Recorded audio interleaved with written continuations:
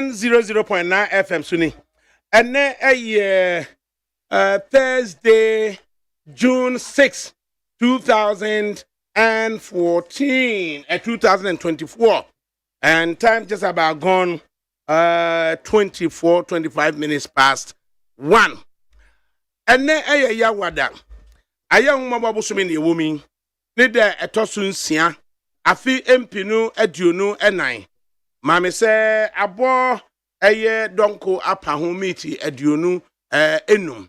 Na yetena se a memanti dwumadie ene de ba na dwumadie mi amedi ho chia me yefra me ADAKABRI mamudu osioma na dwumadie ene yetena se a chicha kakra na fesusu no 1-on-1 with the former General Secretary of the New Patriotic Party and also a senior advisor to the Movement of Change founder Alan Chamati in the person of Nana Ohini Into and Watnasye.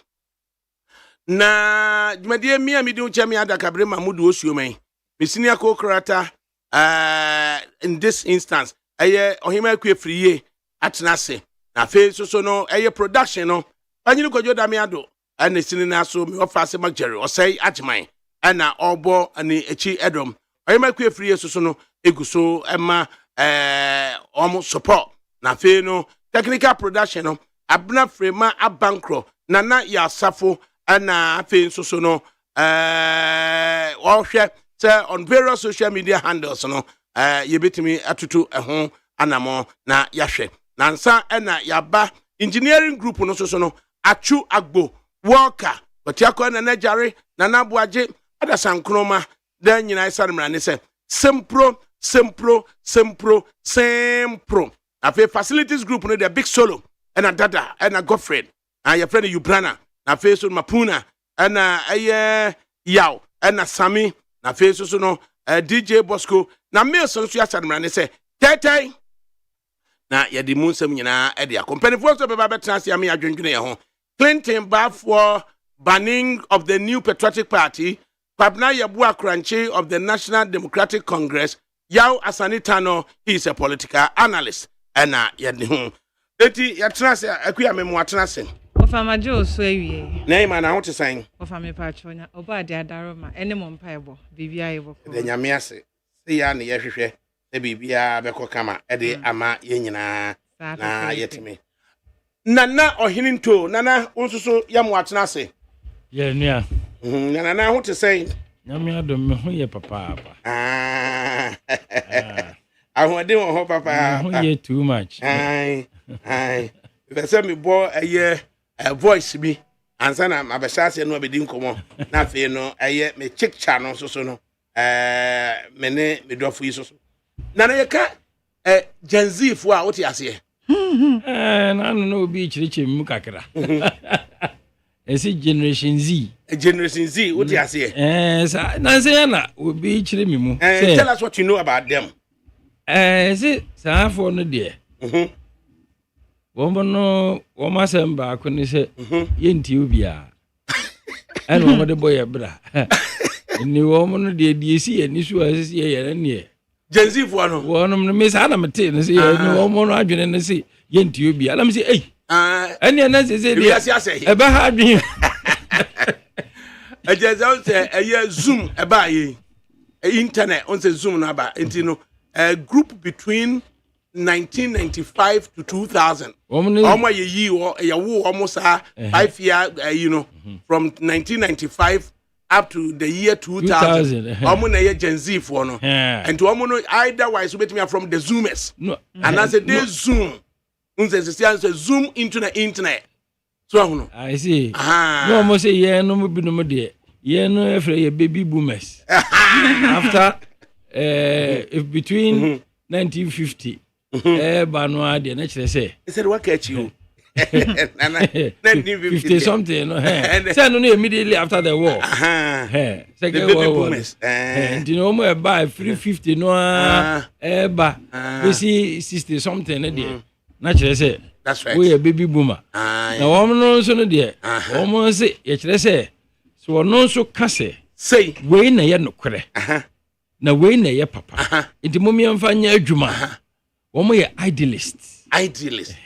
Looking for an ideal situation in every... Ebeye papa kra che bibia. Ebe papa che bibia. Ama asetena ama nipa ama wanya ya brabo. And Ethiopian... Not utopian aside, but Utopia na say Utopia they really achievable. Say utopia. Achievable. Ideal there. Ubetimi achieve. Let's say we form kakra. Ideal there ubetimi achieve. The Gen Z for no. And ubetimi catch almost say brabeji 10,000 cities mi wa Nigeria. Na yetimi tena ka mu free Ghana kwa Nigeria say yakoji 10,000 cities na the weekend aba. 10,000 why? Cities. Naira na city. Naira. Okay. 1 million naira is equals to 9,700 cities, or just under 10,000 cities. So, obisi baje 1 million naira. 1 million naira, no. It's 10,000 cities. So, you listen very well. Sure. Gen Z for no, who you be? Over the mimetrim. Gen Z for size or maybe the when you private be 20 something. The only probably best 35. Debut. 1995. Of an avenue say, it is about 25 for them. And 25 to 30. Of an so 40 something. Me didn't know he need to a cheaper. Don't make inaccurate statement on radio. Oh, yes. You need to be real. Yes. And then whatever you say should be the truth. Okay. Or closer to it. And waited or no. Encyclopedia net one. I can just say radio so that knows who can throw back who can no 100 and draw women's age young cancer, but you are within the Gen Z group. No, as soon as a program, no, and no, yeah, entertainment, yeah, comedy, and yeah, necessary. A band no creno. Yeah, grow crano. I say, yeah, because you are real. Because people want a radio, no, a little theater box. A radio is in chain, and or yeah, the floor, and a sound in the free box no more air. You are creating a theater of the mind. Okay. So it can be na Kenyan Sasama can sabi in some hunuka crano. Now, also. For some few seconds, up to 90 seconds, to listen or pay attention to the whole canal. Why are they pa? You are reliving the lifestyle of a beer, the listener, Nipana OTO. No, what happens is we will be a catching the piano. Wakuma mono. You should believe that they're making it may turn out to be inaccurate, but who the motive will possibly be inaccurate. If be at the other canon, it may turn out to be inaccurate, and it should be quick and courageous. To say, upon reflection, we are making them and can hear. It is Gen Z one. What is it about them? Oh, nothing really. So you can't say hook up as anything. Oh, say Wafa. Say be a committee hey. Oh, maybe a frema abanka. Maybe a frema. Maybe a my me a free me hey. Me a free. I'll be used to free Madian and after one free Madian to us. Aye. As I was asking me, no be a have been to me born. There will be a show. You soon will be a show. It will be to OT or Camo on show. Okay, it's me a free amity hey. Not the fan say, be a me wo obi or penny who can be a young collar. Mostly nebia. Gen Z for some year can within their contest. One link you obi. Ama ebi or penny move big kakra. With the idea say be a. BBC kevede ebe free mu aba. In consideration for the link, you know. Exactly. BBC free mu aba. It could be monetary considerations. I was largely monetary considerations. Yeah. Hey, nana ya asimatri ya yo. Hey, you confirm mo said that me groom girls. Na omo yes our business nti say wo girl no enye me a me groom no po na me de me hoko me the girls na eko e na me na yetu asika no me na mama girls na percentage. Hey, now is it a brother? Well, I really do not. I can't tell. And it's happening. It's happening, Nana. I will link you up now. I can't tell, but hook up. But yeah, and I have Phoebe. Internet, yeah. So WhatsApp, yeah. WhatsApp, yeah. Communication at the end, I may find it to be this age. In other words, you could be pimping them. Yes. Basically. I want to the book, yes, at time my word, be a popular pa, Gigolo. Who's a American writer be Jeffrey Achana. There was a Achabina. The word gigolo. I bet that gigolo no. And I'm a gigolo no be popular. Ebumuka use it as apps. I'm for use matchmaking apps now. It's me, Eddie. Matchmaking. Your matchmaking apps. So you make friends on the net. Yes. That's a Gen Z generation. And no friendship. Matchmaking okay na. Let me tell BBC about 2-3 days ago. Orabia na okuta adwuma kase bi pa. Wajai say matchmaking na oil. And what did you? Wasi sika ewo mu nya. It's a dating agency. Open companionship. Open escort. If I know quite the meeting me na can confidently say I am a PR for one. diasporadate.com. Sir? So you could link people up. I would show you how to go. Guarantee somebody worry. I'll link you up. Mejuma was a be say.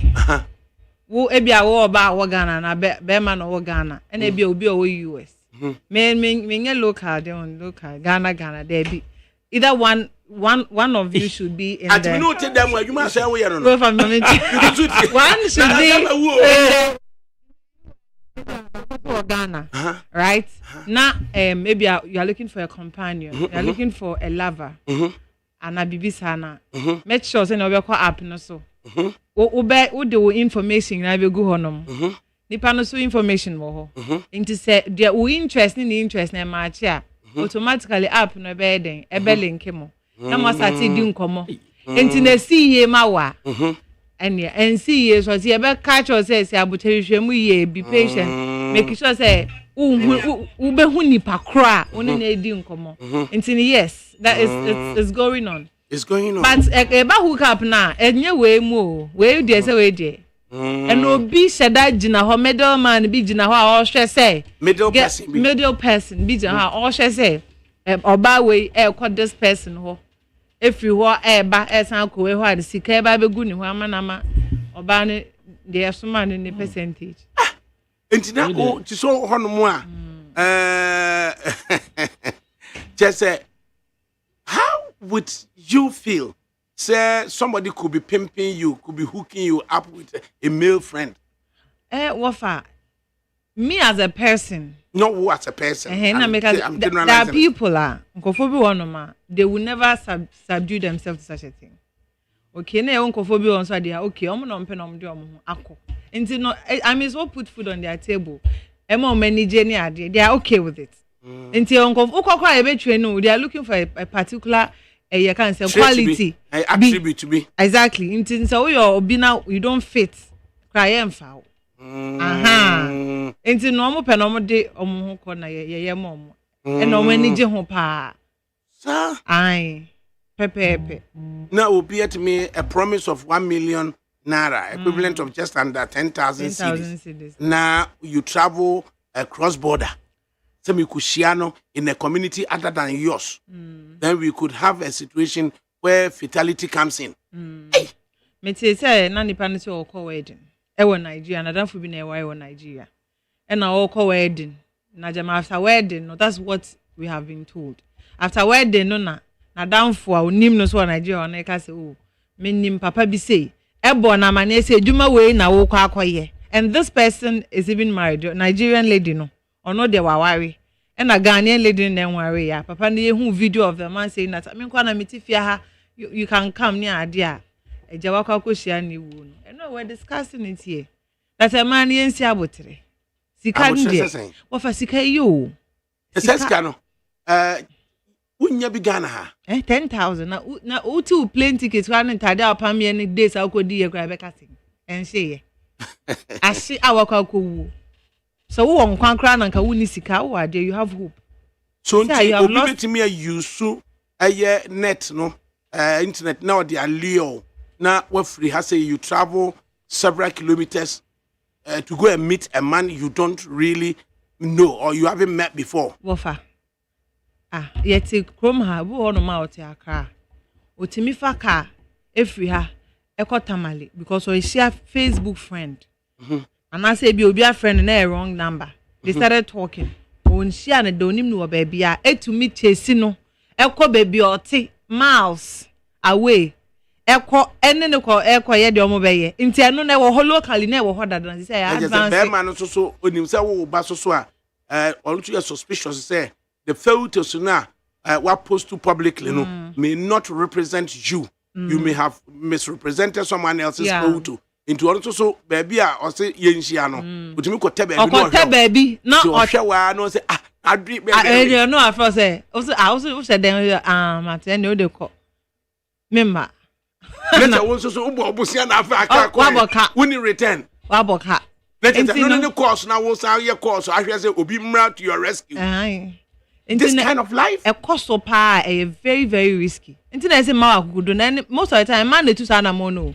It is difficult so be ma bi oni mu wunshia woda hu that just because of a picture.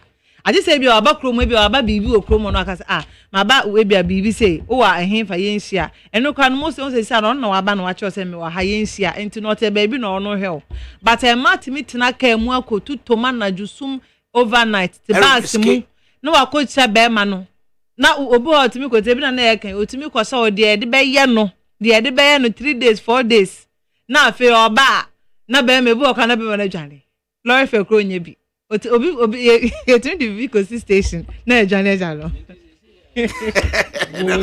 wo yes a business ibe wo bo a linking crop na wo so ne de ne risk Ghana to US and I want data na in fact asam na e mi hu e ma were ho kire se wo bretwam they be membrane twam once now would you ever give a thought to this scheme? Yes but say no ntina yen mu binom ye te asesa abre ni o se ye be ka kire emrante ne mabawa ni aka kire mabunu se sebe wo kana nyamesem ana ye wo mo se nyamesom bre twam sa bre na wiasefo ehia nyame asam chen biribia nyame asam se enye aduane nko a ene nipa hia so de betina ase namum asem afiri nyame enum senka enkoye asoreko ene koye nyame asem ne de tete emabunu e wa asore mu ye de tete mabunu ofia obete ase se sebe unya kakra na eye ma o chense wo betutu saa namo a ehu sei na wo ko duru hokra no a se nipa no so wogina hiu no show no se madojo ne me nakra nhia obi wo ko pie ho no na se na no ka kire wa na be hu so nhia biem wase twene no wo ba no maaye a kire se wa ho se ya no ba bia society e ko no e challenge e de ma awofo a challenge at the school authorities, especially lower level education, primary, secondary. A challenge at the assuring penny for any asofo because anka nyamesum de e wo ho se e be kire enipa subampa ye de bobra eni daso a yemfa nhye nipa mu enchen sikane bere ene niema efe eniema eko he ba he eskafo yetumi bono dama ni eja ho enti enke bibia nkyere maba ne mrantie se wotobo na sebe wadwuma ne nya kese akurate se obi dia umu wani ko ho a na wotobo kakra wodi nyame asem wachi na wode wo ho to nyame asem so a ebeboa wo sei nyame soma firi enipam enya Ghana hanko a na asem a yemu binum haye pa because se ekoba ne saa na kire se nia enipa tiase de manyina ye aduane ene wonom oni oba akoda oni be me akoda wonya ka bi eso wonya bibia efe ye de saa na se ekowie ya ne kowie ne sen badana na se sia no eno man no ankasa Gen Z generation no na se Gen Z for no eni da so be ne homo da bi eni da so wo ho ne se esese nipa nkasa te ase se wo ba wi ase a enye ne se wo be didi no anom na waji wani ai bobra bia obebo na wuwu a na no ano no na nkwanya den enti o monte da o mamenom ne papa no nka akura da se ma menu lose control over that young lady ene na young lady ne na ekwa ba no aduane ama ne maame na nya biadie Hey, and na asam no hopelessness because na abusuabo abusua ni hobiem asam no awakobo so no eni daso na ayira no na me kase because first of all yeyi nyamesom afiri abrabom yeyi afirifie ana yeyi afiri school nso mu is it means to an end or it is the very essence of life.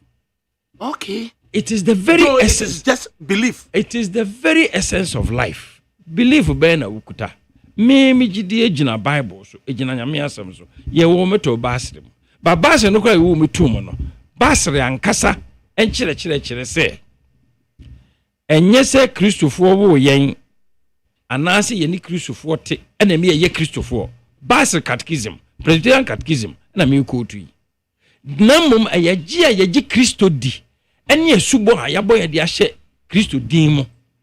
Saa se mo we say ye ka kire me na me primary school. Ani ye de tete me a me do secondary school. Me wo basre mu. Ana me ti ase se se enipa nkasa befiri nipem e de ne ho ama nyame na enye se bia ya wo ato asoro mu keke. Enti born again no me gitum e wo secondary school 1974. Ana me gitum. Was it? So when I mean 1974. That was secondary school from 2. August 74. So na define bye. That's correct. So no. Enti die dikan awofo ntete me na ba ene me se wa anom na me no mo. Na me papa no yeti madwuma ko tena ko divu amfie bebre ye kiri ansana. O sa ba betena Ghana. Ena school Presbyterian primary school and Presbyterian middle school and then mofra sorry ani eko kwesi ada nopa yen ye kon 8 o'clock to 9 o'clock and sana mpanyimfo aba 9:30 to 11 and ase bibia tisa sa niam ni nyina kire wo se obi shampabo afofora se wo papa na wo ma mi nto obi ma wo a emweni mmere wo bi mpabo afoforo na wo hye no enne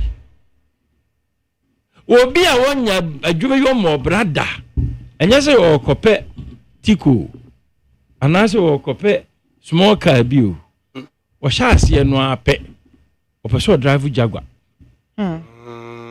o peso drive Range Rover eche se ahometisem bia wo hwa a wontia na wadwene ne wo koma kodisa ne menachi a bende na wonko ba bia yenko empo sabre do na yesusua no in the 60s me kai kaka kunum ni ikeso no ba akobọ onwum bi me nkai se kaka ku no boy ana se na mpapa eye adwuma e wo sahwi na yenkwa na mo ye dance ni ade mete wiase afefede ni nyina yesikasem se wudi akida obekọ de yenko se sa anwum no wate da e se kaka ku no boza mo de mo nti kaka ku dinda wiase afefede ni nyina yesikasem se wudi akide dia obekọ ni ayenko we kura nya asori o eye value system a ewo ho enya asori mpo dem ne yeke ana kaka ku de abonyo wodi bonyo se nya kaka ku na se ikesa na onyina wo mu baako sa menkai ne ye bi apani bi tie mi a won kai me no emu dodo sign the pay attention to lyrics no na nwum no kura ye bono nsem ba ne ye ka no mu nsem no ye ka no ne epiapia wo mko nwum na ye bono na nsan ne kutie mu nsem ne bi but ebi so obi de say me am wo fa se amrado Ose ese oje brekura awo manipa a waste of time. Na say kura na nche bebre kodwa ntwi.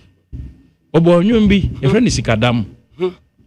Se sa anwum no ha. Can you sing it? Hwehwe anwum no na nka bo na mintie kakra wie. Wose sikadam abodi penti obi akofa na nka de aboka hiri. Nanka ni de aboka because na ni abri se sika so onya sika by all means so onya it was the nanka what the nanka sa anyu me so sika hwehwe abona wi wasi sika dam ana sa anyu no so na sa agency fu o mo mpese o mo betie won kwa sorry o sa anyu mo so kura ba futuo kakra no so eno so kura no wo mpetie enti no wobekɔ de yenko mesrɛ wobekɔ de yenko mesrɛ mo ko de so timi ba no asan ba wo amanso na den na ye emotional ma yentie asema hamadwen o yentie sikadam kakra yentie sikadam ne nhwe se we can relate to the lyrics na ehwe se we can relate to sikadibreti na wo de nanka abo kashiri. Can you imagine? Yeah. Can you reiterate some of the words? And what fanka utimi started mamia kebe meje. Miss Hans start ma. Was into buasie wie nkunimdie. And that's the beginning. Hey, as me tie kaka na mache mu.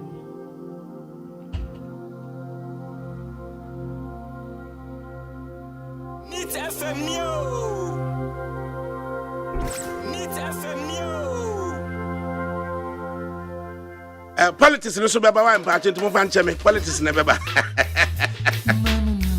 kunu de nya akesesem anka kokunu ka akwasa akoko ni nasa munya betutu saying baba so basically the first way no he's talking about into boase being in kunimde of Atimenka. Yes, we don't kapa. I think the music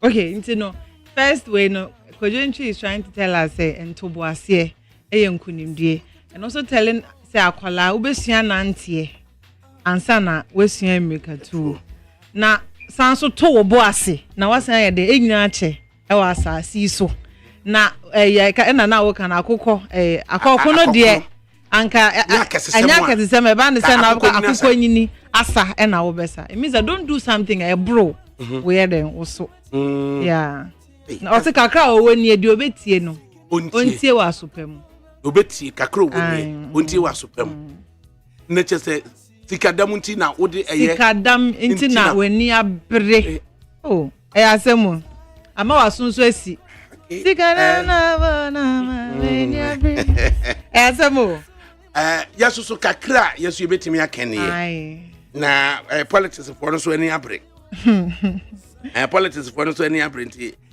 yama politics for no so emre mu kakra yesu betimi akene Wafa we dey menka kitu e say I'm so excited that Nana came here today.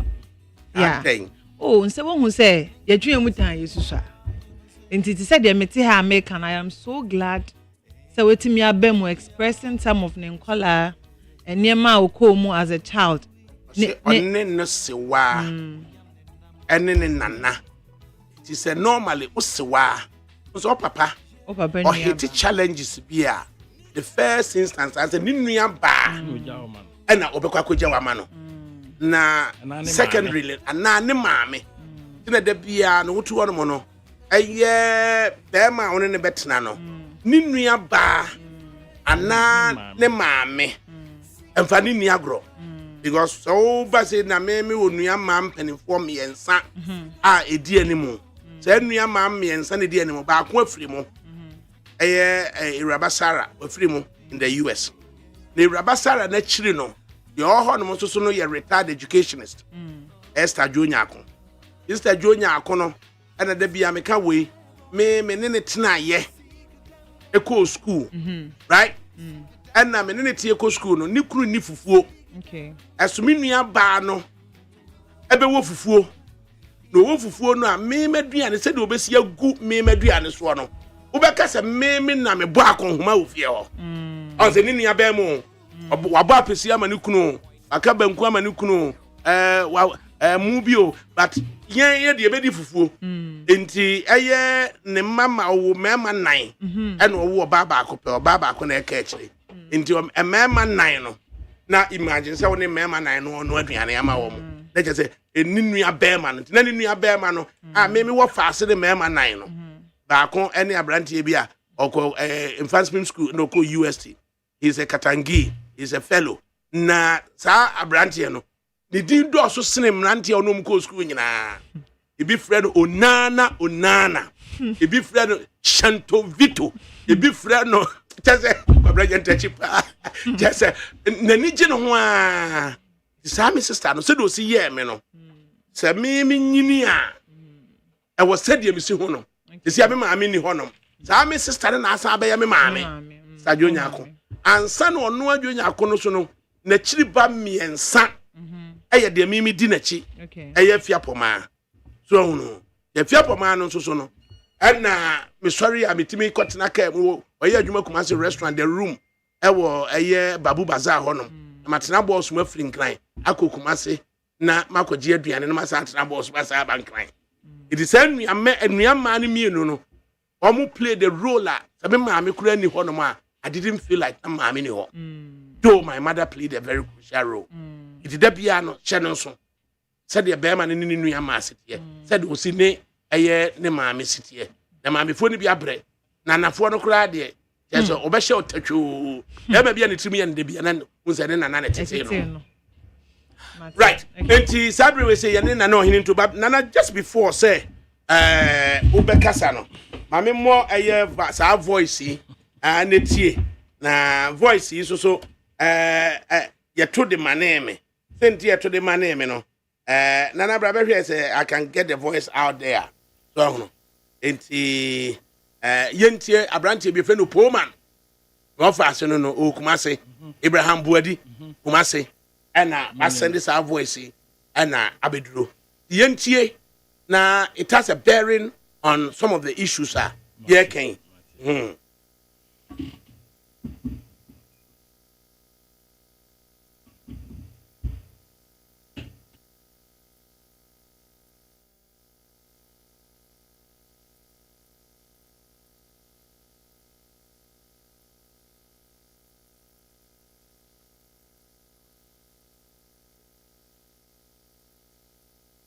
Enti nana guso weke ade amame kwane e be fa so a okay all right in a minute na yentie di Poman ka no na efedi adwuma udibedie na thereafter no yerhwe how it goes Ana the best station in the capital, Neat FM.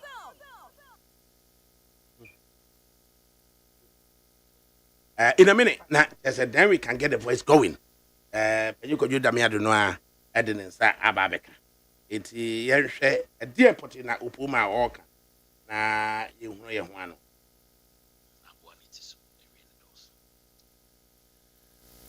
And you ready? Elections, Yan Yugusua, Yakakai. Saying Yamia Duma on the 7th.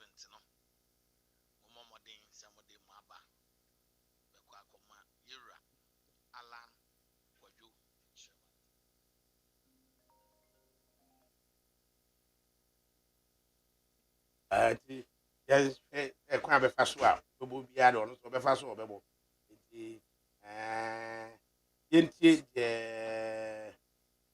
Poman okay. Neat FM Neo. Lionhead Media.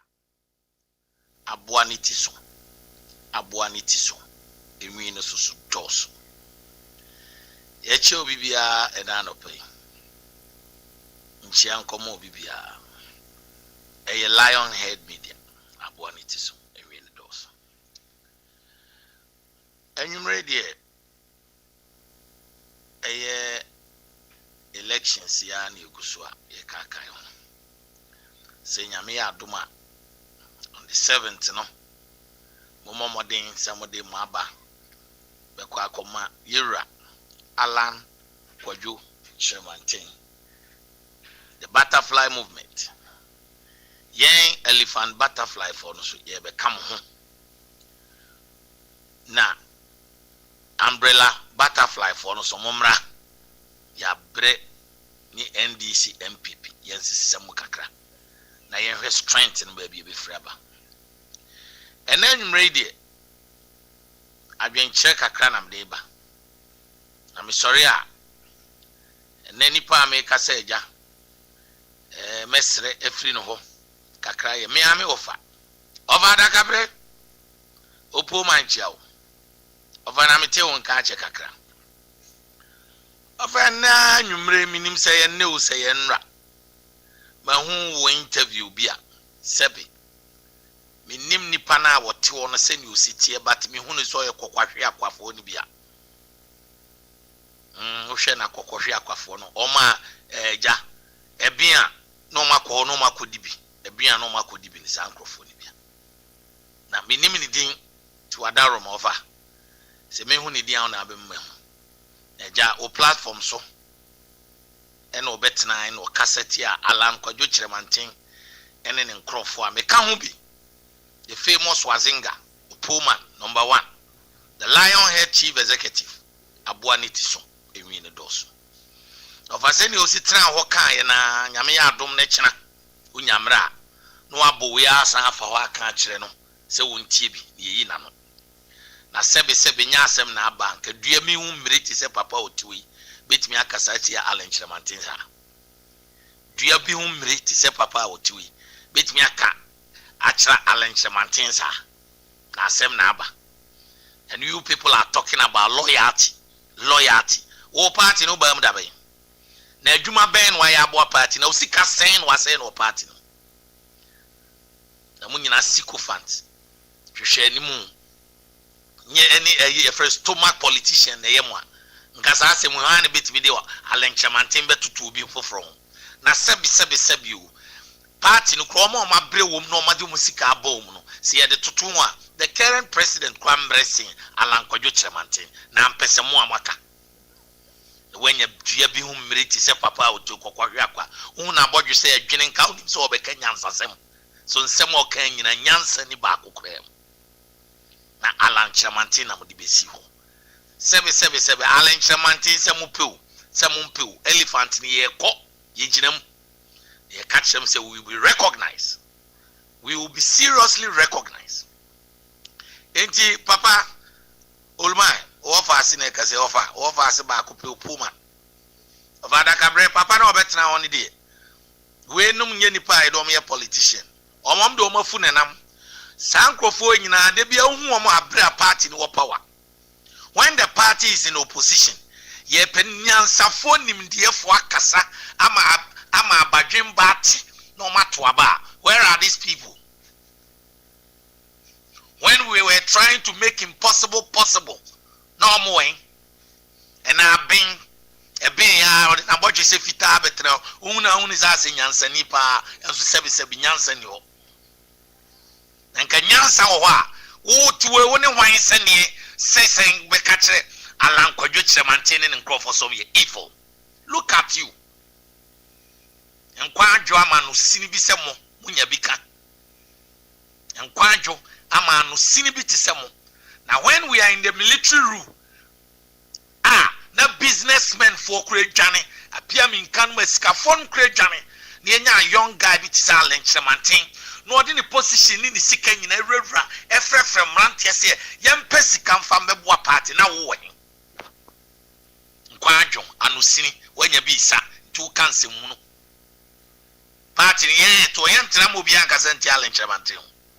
Tis all but general secretary or but general secretary. Hey. Na ye papa your friend say na no hin to e bra wa bow MPP mu wa wusi odi mu say no waye ya papa hin to open the best general secretary saba enyo hin to ni damboche omo maka adwuma be no maye na wenya ba bia be trant party ba power se munu pese mo kan bibia ma ye hu se wa ya de papa ba o mi e de sky Arab money and once or teacher to be a pebiadi. Then Gaba Betanaba Kika Sebi, you move and Jimmy and Quasiazimzi. In Java, Wadaroma, and you ready in Yamre. Now, Papa, any time be or pebi offer. You invite him in you know at the same studio, Wohon and Kamepe, Mayarampa, we match, Kameban Crane, then Kamamana on a level. How can you speak like this to Alan Tremantin? Who are you? Who are you? Who do you know? Who am I? Fair about you saying Nyansa ba kukreni umutrim. Nyansa ba kukreni umutrim. And one is sika who sika who sika no mu kansim. Lionhead media. Abuaniti song. Ewini doso. Into of our papa minimum din. Our daroma of ADAKABRI wa wo TBB aso for the farm of ADAKABRI mine. No we know the di mamia ahomachin second one sa beba Yeah, they why you ready and all the boss will be so. We will not sit down for any person and cassette challenge a maintain fan who need that. It would be now the abaya the tea know what the kind. Eti papa, Mr. Utiko no nyansa bianim. Once more kind in soba kukurenim. And you cannot compare yourself to Alan Kwajo Chemantin. And more candidates in your Biano Adinijao, and yes, he can't seb you at Tonokra. And Kawaii now between the natural and Chemantin. Lionhead Media, Abuanitiso, Ewinidos, Kakre out the Enfanye, warm up. Then you may add Mahumachin. Now you best papa. Over Sineka say, Upoman. Papa no about studio Yanyani Dina Minimno. MPP Mkraya. And when the party is in power, when we now communicators. Now ye yimwa dinam continue your baba radio so abekasa. Lionhead Media, Abuanitiso, Ewinidos. Yeda obibias. Ana ya mwachina se Ewura Abraham Buadi ana woman okasai in reaction to engineer Peter Entwibuasiakon, who had indicated earlier say less credible persons of questionable loyalty and a bit free MPP akudi eye Ura Alan Kwajo Chematin echi. Na Alan Chematin appears evil on the basis of say the Washington say MPP ebetimi aye de bene elusu pa na fe so no or suffer from sentence of grandiose nti we na ma upoman ti me ko am hone ye de abrem so upoman so say ni die ni enti engineer Entwibuasiakon so be put on notice say obetie asem a opoma so ka, and were given the opportunity no so no one so ebetimi aka or reaction be towards the opoma kana, but essential opoma is also saying say yaman the opportunity na one engineer Entwibuasiakon Metro Studios possibly next week Wednesday ana ebeba enti nana udi kan mi entie was because the first instance no can say less credible persons of questionable loyalty and be free MPP akodi alachi no also so protest say onye comfortable about it yentie na fe no later ebema engineer Entwibuasiakon the opportunity say ono so ebebemu from bon we there but I say am say first statement no yeah metie but see ya opoman abeyi na no there nanka me momo there honestly make I say the most important thing and idea who hear me pa enye say me no be anobaba ye na yeye because say we hear say the nipa no kasa no or you're completely out of touch with what is happening in Ghana today.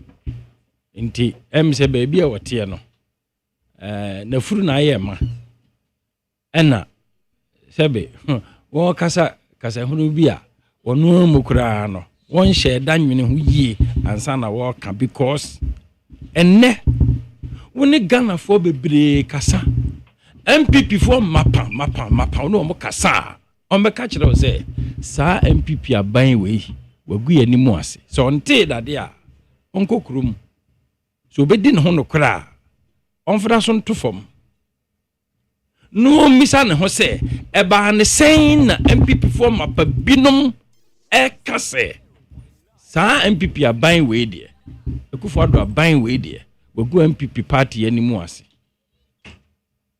ene sa wo so ko bi sa MPP for ankasa MPP for ya MPP for a o mo se MPP aban ba ye 8 years ni o ma brabo aye yie no onka bi ni entie no onfa ntoto wo mu a wo mo ye MPP for a wo mo so o ma brabo aye yie MPP for kro no a na e ka kire amanfo nyina se party ba ya ye MPP for business people ya dwuma nyina egu na se Ghana kodu tibia we mu na Ghana ehia okandifo foforo ya obetumi a kire Ghana kwan ami ya free ateche ene ntotoka yakọ wura mu na se owura lanche maten sɛnea ne su ne ban teɛ sɛnea ne nimdeɛ esiteɛ sɛnea ɔsom a wasom Ghana man wasom Africa wasom MPP party esiteɛ na so oba sɛ mede me ho ba afɔreɛ na saa nipa saa no otumi nya asɛm tantan bi saa kafa alanchemate ho sɛ ɛna Ghana power no election ɛne tumi no yɛde bu man no ɛyɛ MPP fo dea ɛna alanchemate pɛ so ɔbɛsɛe no a na kyerɛ sɛ saa nipa no sɛbe we de mekai maame na asɛm bi ɔka na aba bɛsi mitu ama benyiwa do wɔse na adwene mu mpiw owura no a ɔkeka saa nsɛm no fa alanchemate ho na adwene mu nnɔkora na sɛ nka wɔdɔ Ghana man a ɔdɔ man a anka ɔnka nkyerɛ me sɛ ɔdɔ MPP ɛkyɛn Ghana ɛsiane sɛ baabi a Ghana gyina sɛsɛ ya no ɛnyɛ party asɛm because yɛhunu party emfirihyia aduasa mmienu in the Fourth Republic yɛhunu NDC 16 years yɛhunu MPP 16 years ɛnɛ dollar nam 16 cedis to $1 ɛnyɛ no ne hia saa abranteɛ no ɛnyɛ no ne hia no party asɛm ne hia no sanse ɔyɛ party ni nti ɛnɛ wonyɛ party ni a wonya adwuma nyɛ ɛsɛ ne ɔwɔ aburukyire ɔbaayɛ ɔde party card kɔ yɛsɛ ama na adwuma bi wɔ energy sector wɔ sɛ hene enti ne deɛ ɛsɛ sɛ wɔka no wɔkeka no na ɔnte aseɛ sɛ wɔdo nkoa ne busuafoɔ nya adwuma yɛ nya aduane di a na nkyerɛ sɛ Ghana fo dodo no so anya bi adi anaasɛ yɛ ho atɔ yɛn na baabi a MPP aban we di akoduro ɛne sɛnea Nana Akufo-Addo ne leadership a ɔde abɛlidi party ɛde party na koduro no wɔn mu enim MPP pa MPP efi 91 92 no wɔn mu bisa sɛ na MPP ɛne MPP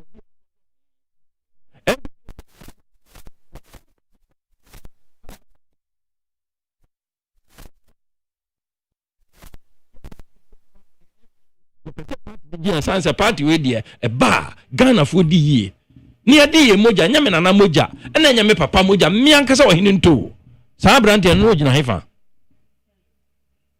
saa party no ena dia duro nie na se ye ka se da bi enye party ena beji wo man na okandifo ana se leader ana president on ka se media me bedi tumi na me predi ama me party fo nko na emom me predi ama Ghana fo nyina na alanchemate kasa agyansa sem ya ato Ghana fo bebiri akoma so na saa brantie otumi nya akukuduro alanchemate wonnim ebo a wosom wonnim adwuma waya ama MPP wonnim adwuma waya ama Ghana wonnim adwuma waya ama the whole of Africa na wo biebie na no saa no a mesre no wonsanko ne nchi no unko bisa party ni history no misa the role Martin and then me wa hinin to in the end na in a revolution Rollins time okutatuo ba ko ha na me say me call for the ideals for freedom of speech and the freedom to express yourself to the extent say Castle Jerry Rollins Castle me my program ewo aban TV so ana maka nsam na maka nokore na mama kwan na experts akyerɛkyerɛ niema bum Chairman Rollins say me ma kwatena TV so ana me ma nkrofo kwan ana omudi aban atem ana omugu oman anim ase owura PV obi a wanya ne ba bi kro foreign affairs protocol fo nyina wo ho press for castle press code mu nyina wo ho Rollins bodyguards mu nyina wo ho ana maka kyerɛ Rollins say Chairman sir me pa chawo asɛm no ye kan no sɛ wanti ase a mesre na nka ma kyerɛkyerɛ mu akyerɛw na obufu afu no em sɛ asɛm no wonti ase enti na obufu Rollins from ti sɛ egya ye de petrol gu so wo be shikasel nyina na me gya hodin na mehwɛ no otiam otena ase na nka kyerɛ sɛ papa mesrew ti asɛm a me be kan na wotiam asɛm ni na wotiam ya ebi because I never Rollins what you do no me because ne nwanwa say abrantie bi sa sabe no me nya 30 years PV obi nkra de no ka say be mabodam entina Rollins kasa ya me yi na no 1 full hour na me Rollins o kasa na ma ye din mitie no na me se me wura me srew me nya mfom so bia asem ne say ye kawie 1 hour Rollins catch him say Mr. Nto I'm sorry I've been too temperamental na em say ampa wa hye no ma ntia sie ntia enso ye free hope no free GBC say ye nyim mfi TV so on pese obehuma nim TV so bio asemi nefa Samuel Do Chastela Prince Johnson ene ne nkrofo war entokwa esi Liberia na Ghana ene ECOWAS fo afomo ECOWAS ECOMOG na womde akọ Liberia say yanko pattern to kwana ni mo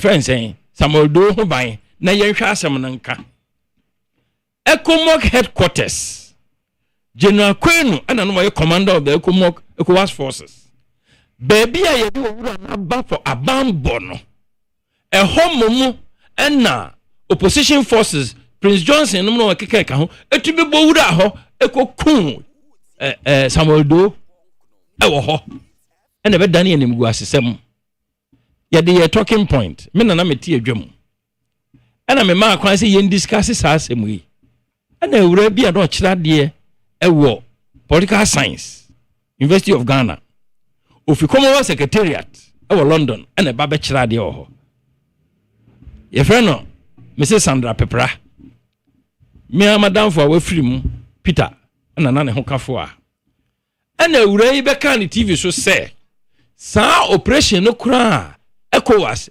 ehye military team de koye no etia international law na procedure bi wo ho a ankase se ECOWAS fo fam through the EU through international law to back it enti operation nankase omokoye no na etia international law na what has scandalized it completely ni say enipa no kura forces no ko se ye kobo no ho ban ni ahwema asomdwe aba no ECOMOG headquarters ene akoku head of state no de be ye nim gu asesem Rollins say adenti na mapene so mi abebo sa nkomo wo TV so e wa abonten ehun tokwa na me ka ho asem kire wi me nso me ka amadwene kire Rollins sabre no enkrofo to ka kire me ma me say adwuma na me ye wo GBC no se won tu before ma nyaye a obetie ni abom tuo kome me ma me frɛ me o ka kire me say nana matese se me nko suku me ma me nko suku onte brofo wase matese se wo ka brofo bi a Rollins wase enye ne de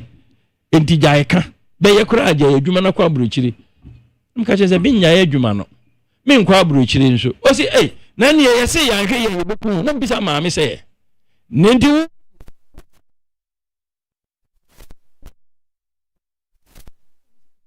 wo ka che me se no nya me ka me ho me de me nsuro Rollins won kome adwuma no so bi nyae so ho sabre no na sabrantie we no wo me se me fight na buzia party beba Ghana dachi eba mene sa party ne be ye adwuma Rollins ankasa otwen me otwen me akopem se me ka asem na sabrantie no wontie ne ye Rollins sheda ya arrangement so opese me worry obabi na me otwe me bata ne ho na me beka won ho wo mpanyimfo bi din PNDC num ne ye adwuma ko ye nimu akopem se ye betete ye ma na won so ma beka na ma be ye leaders me ba fie na me ka che ma me se asema Rollins akani na we dey say me so na wo gitu mo na me se ma dey agi atum ene eno kura ka ho ne na se ofri Ghana na se otukwan me se me nko ba bia sabre na brande party no a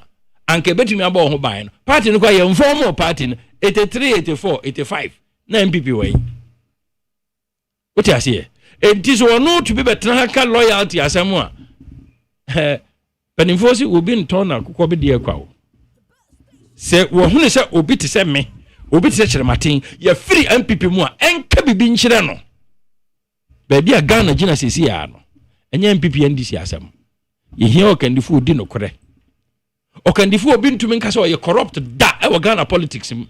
Okandifo obi tumi de record ato hɔ sɛ meka sɛ mefa kwan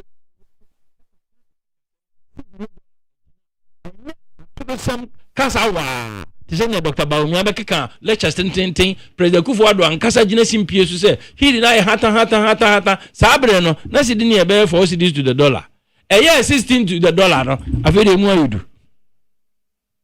enipa o kachire Ghana for say metumi ahwe ma economy ayeye eye alanche maten no ono no watumi ahyehye Africa Continental Free Trade Arrangement osafo mafo ankasa di adanse say a free the 1990s na Alan started so yes adwuma no ho obo ho moden enne abam Alan atumi achichire si ho ema the economy of the entire continent change no kase menuanom agyanom ne nanom busuafo metumi aboa magana ye ya ye gine chim President Ben Fourth Republic in fact First Republic ena Kwame Nkrumah otu anamon a affected the whole of Africa and only Organization of African Unity.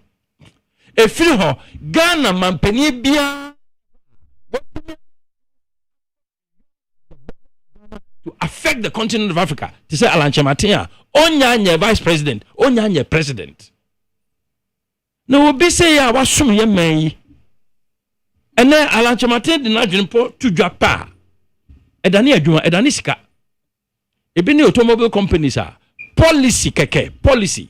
Enya ban sika ne de yo akwankyere ne nhyehyɛ a alachemate de to fom sɛ aban momiemfa san nhyehyɛ yi ento investors yenim omfa companies no no meye brand new car ha o start ye no aban mo payifo si enye ye bebre no so obeye ye minim kwam de o mo si automobile policy no enye ye enne Peugeot wa Ghana brand new, Nissan brand new, VW brand new, Toyota brand new.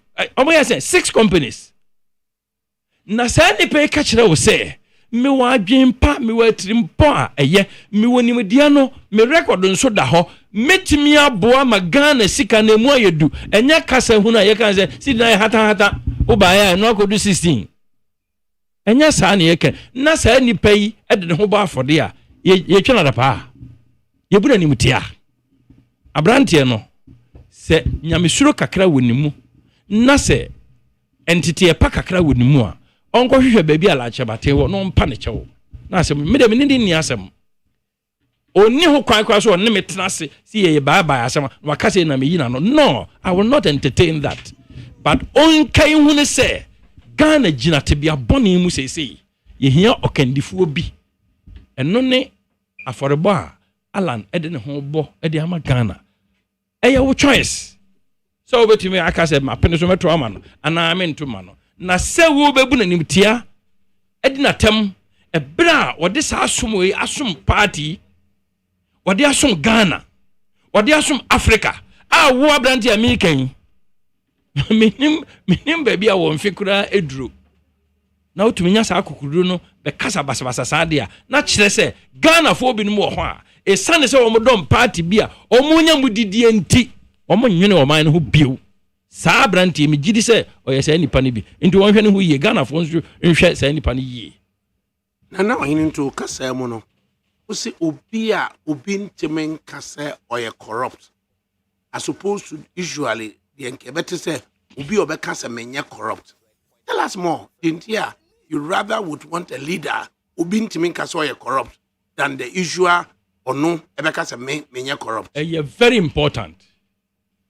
Because utimete obi betimi aka say me de menya corrupt ana me ma corruption kwan enso utie nkomo ekoso amanfo see yesi onipa suban no se wo pese wo hu a eye ekwan mienu ne miensa eso de wan kasa wo kafa wo ho e won chen ana de afoforo nso kafa wo ho e wo ho na de afoforo kafa wo ho no most of the time enu ne to be di adanse se say ni pe what say obi a person obo no ho di mpa na afoforo to be kase asoma si de say na te a na chese say nipa no last Monday yene alanche matin kokufudia ene yakobo apro afa adwam yene adwumfo ma ne taxi drivers ne amanfo omo boje yeso boje alanso ye small rally bi ho mini rally na yesi ye no kura ehu video me de bi be kire wo wan kasa be hunu se saa de no kura ekoye big rally a ye ampo yam plan ne saa ye koshia Eastern Regional Zongo Chiefs and omo head chief Eastern region nyina zongo nyina ahemfo wo Eastern region na edo omo head chief asema ohempo no kan ye ne se Alan se wo kasa yete ahobrase nka wom enti ye beto ama se wo kasa eto yasom se nyansasem wom enti ye beto ama se wo kasa ye hune se we obi a wo oman ho adwempa ye hwe adwuma nso a waye ne record da ho a ye nim se adwuma no a wo kasa wo pese wo ye no enye wa no hunu kwa na mum wa kire sampa wo nim de enti ye beto ama wo di dasie ma ye ho dwoye eno ne nia ana osan ka se corruption asem no o se Alan every time ye ti within se politician yente da se obi the corruption charge ba ku sei atare ho da enti ye beto ama adendra ahimfo no mo ye nkramofo about 40 yes about 45 of them omo head chief nkramofo mpanyifo ahimfo the whole of Eastern region omo head Sakin Zongo fo yes Sakin Zongo fo ni nyina e be hia so na Ghana how Africa ha obitumi ya politics 5 years 10 years 20 years 30 years ekoko dru ambassador minister 2 regimes na obi mpanyimfo amanfo to be this adansi ya ye nyina nim sa ade ba ko ebo Africa form ebo Ghana form corruption in high places ye ni ankasa ya mrase before say ye be so sourced for any major project or contract no na kire say a kire so pa 1 2 nipa no ayede mano no wono nko company no nko na sa adwuma no ohuni me de President Kufuor ye candidate o ka say wono de ne penso de wo ba sourcing a thing of the past, and I'm quoting his words. Or see sourcing will be a thing of the past. Then a SML a competitive tender. Then a PDS a competitive tender. Company a yashisha company nesi ho. Enya busumi insia. Ye hu the track record. Ye to me man the contract ye billions sourcing. No bigger corruption asema. What I say evidence no way. Besine sika PDS for AGG in place of electricity company. Aye go company no besine e hon kontabu obi ehunu ba bi e wo. Na se sa men leader man put within one dance say sa papa we die enfie aduonu aduasa wa politics to the highest level. Yenti bibia saada. Sabri leader Ghana here no. Nana finally a recent time before your references to independent candidates our Benin independent candidates our Benin. Since your South African experience third force and so abem our any parallel any correlation with the air course to say up and coming 2024 general election our Ghana Hana. Frimpong, the air course no. Me de me hunu kra say eye enframa bi a ebo wiase afa na nyina enye Ghana ha nko a. Sesi a ye ka say Britain, the Prime Minister has been forced to call a snap election. July ya ebeya.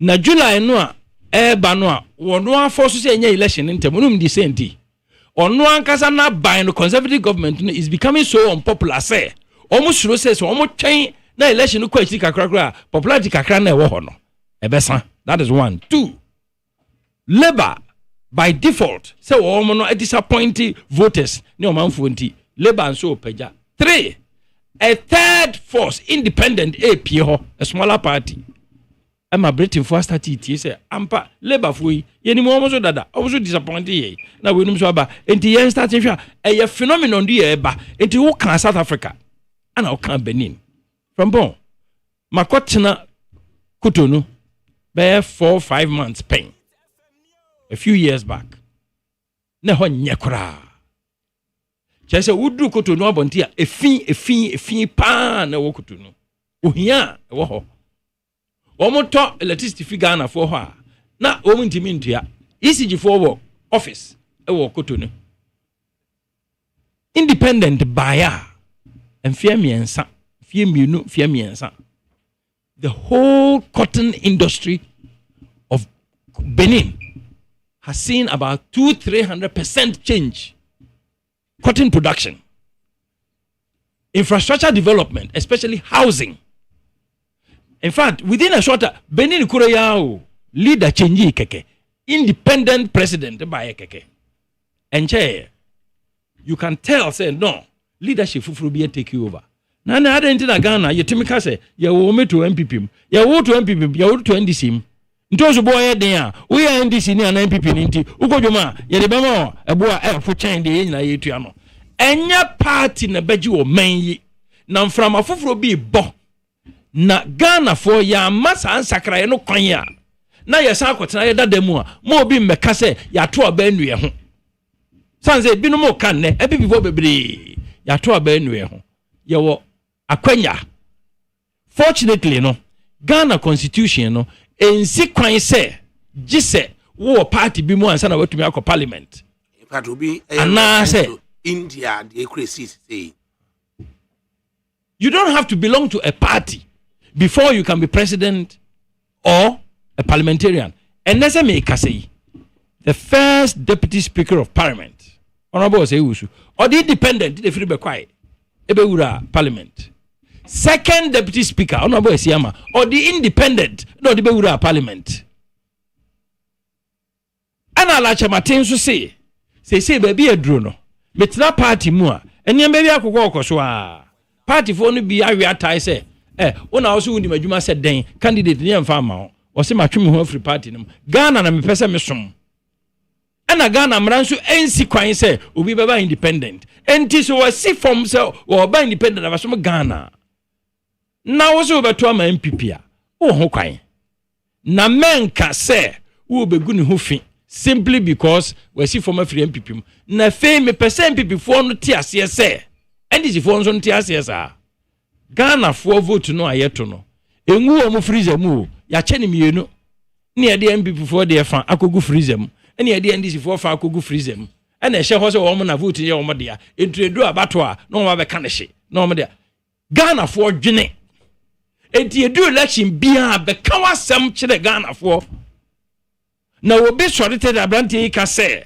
wo MPP alachabatin no hini to ni bidum ana o pese o mo say MPP for vote MPP for vote no hwan dia ye kokoro beti na MPP for dia ana say amanfo na dum party no ana mo dum obi ansa na ya to aba ama na no nkire say wo fa ye dogon MPP for ni NDC for and MPP for especially obo feel say oba fa Ghana for no mum Ghana for ni ba bia akọ ejibo ye den a mo hye yase mo ye den beto ama yen enne Ghana for say ye ni ate omo kwa Ashanti region and then matisi yes you be aye survey bi was say about me aye popular e wo Ashanti region me nim the survey your friend professor my dokra there e be hia da diga na o say ye chemu a MPP for e wo 36% and NDC for 38% political parties no.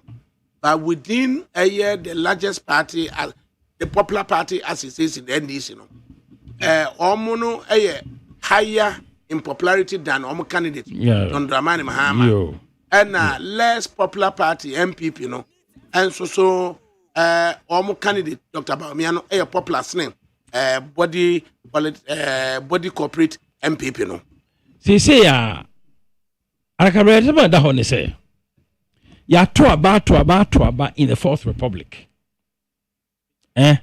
Yenji Rollins PNDC ento nchen ye kan democratic adi. Efiri 32 years. Efiri 1992. Ebesi the year 2000. 8 years. Efiri 2001. Ebesi 2008. 9. 2000. Ebesi 2008. 8 years. In the MPP 8 years. NDC 8 years. Every 2008, ebesi 2012, 2012, ebesi 2016, another 8 years, NDC, there are 16 years for her. And every 2016, ebesi 2020, 20 to 24, and also another 8 years, MPP. And you didn't count not just within the Fourth Republic, no, MPP ni NDC for a check or mine is in Yanam. Na senka empo eba de se sabri anka yetebia ni se de tie ya se ni anka obi ani asem bia aka because the hia ne se yakwan atoso na yesuku sem ekoso na electricity ye ko akoye nim no na dum so a ye de bo ebinom so bo no na dum so ni hobio na IMF a ye de bo ebinom so bo no na anka IMF eni hobio na sidia aye hedu disate driwo ya edebo obi no so bodo na nka ni hobio 16 years of NDC omo ko mu jaye ma IMF 16 years of MPP omo sa ko jaye ma IMF 16 years of NDC omo jaye udum so 16 years of MPP omo jaye dum so enti party asem ne ye kan ya na se leader nasem na nientia leader ni hia me kora ne se da bia me kana mekoso aka kopem se Ghana fo betimase party ba kope yenya two different governments, two different leaders, Kufo ene Akufo-Addo from the same MPP e ba ne say ye party no a senka Kufo ba ya manfo boji isu yi ya obeye niam ye national health insurance man ye fema ne ye dey anka Akufo-Addo so free the same party no ba ya senka obepeje mu kwa mana ye kese chensa enna me ka say national health insurance egu den egu ye Kufo hihye no ye mra detail e chire say bibibia obeto no yemfa levy kakra bi nto so te sevati national health insurance levy mra na chire say sika no ye tipa revenue authority for mfanko national health insurance fund mu straight Akufo-Addo na ban ya the finance minister said there be yango se samra no parliament na say sika no ye ti free get fund kwa de obodi akosi awowa mintumi mu national health insurance den so ye de akosi awowa yenye health levy no health insurance levy no a enko straight no yemfa nko to consolidated fund mu chire aban adwene ho so wode be kwa akoma health insurance for on premier ring fence no na ne health insurance system na gu e ma say e kasa basically Ghana is back to cash and carry wasan ka kire me say aban yo ba be gu health insurance no yensan to aba ma no yensan to aba masa party no ya na sometimes one hwe ya ubaka asem ensese ye ka because obi kasa akire wo na wo hwe sa reality nyina na sebe e ya ko eti se dia ye ne ayeto aba ne de sebe o ye de ye nim de ye ya na okay final comments nana Mr. Ghana for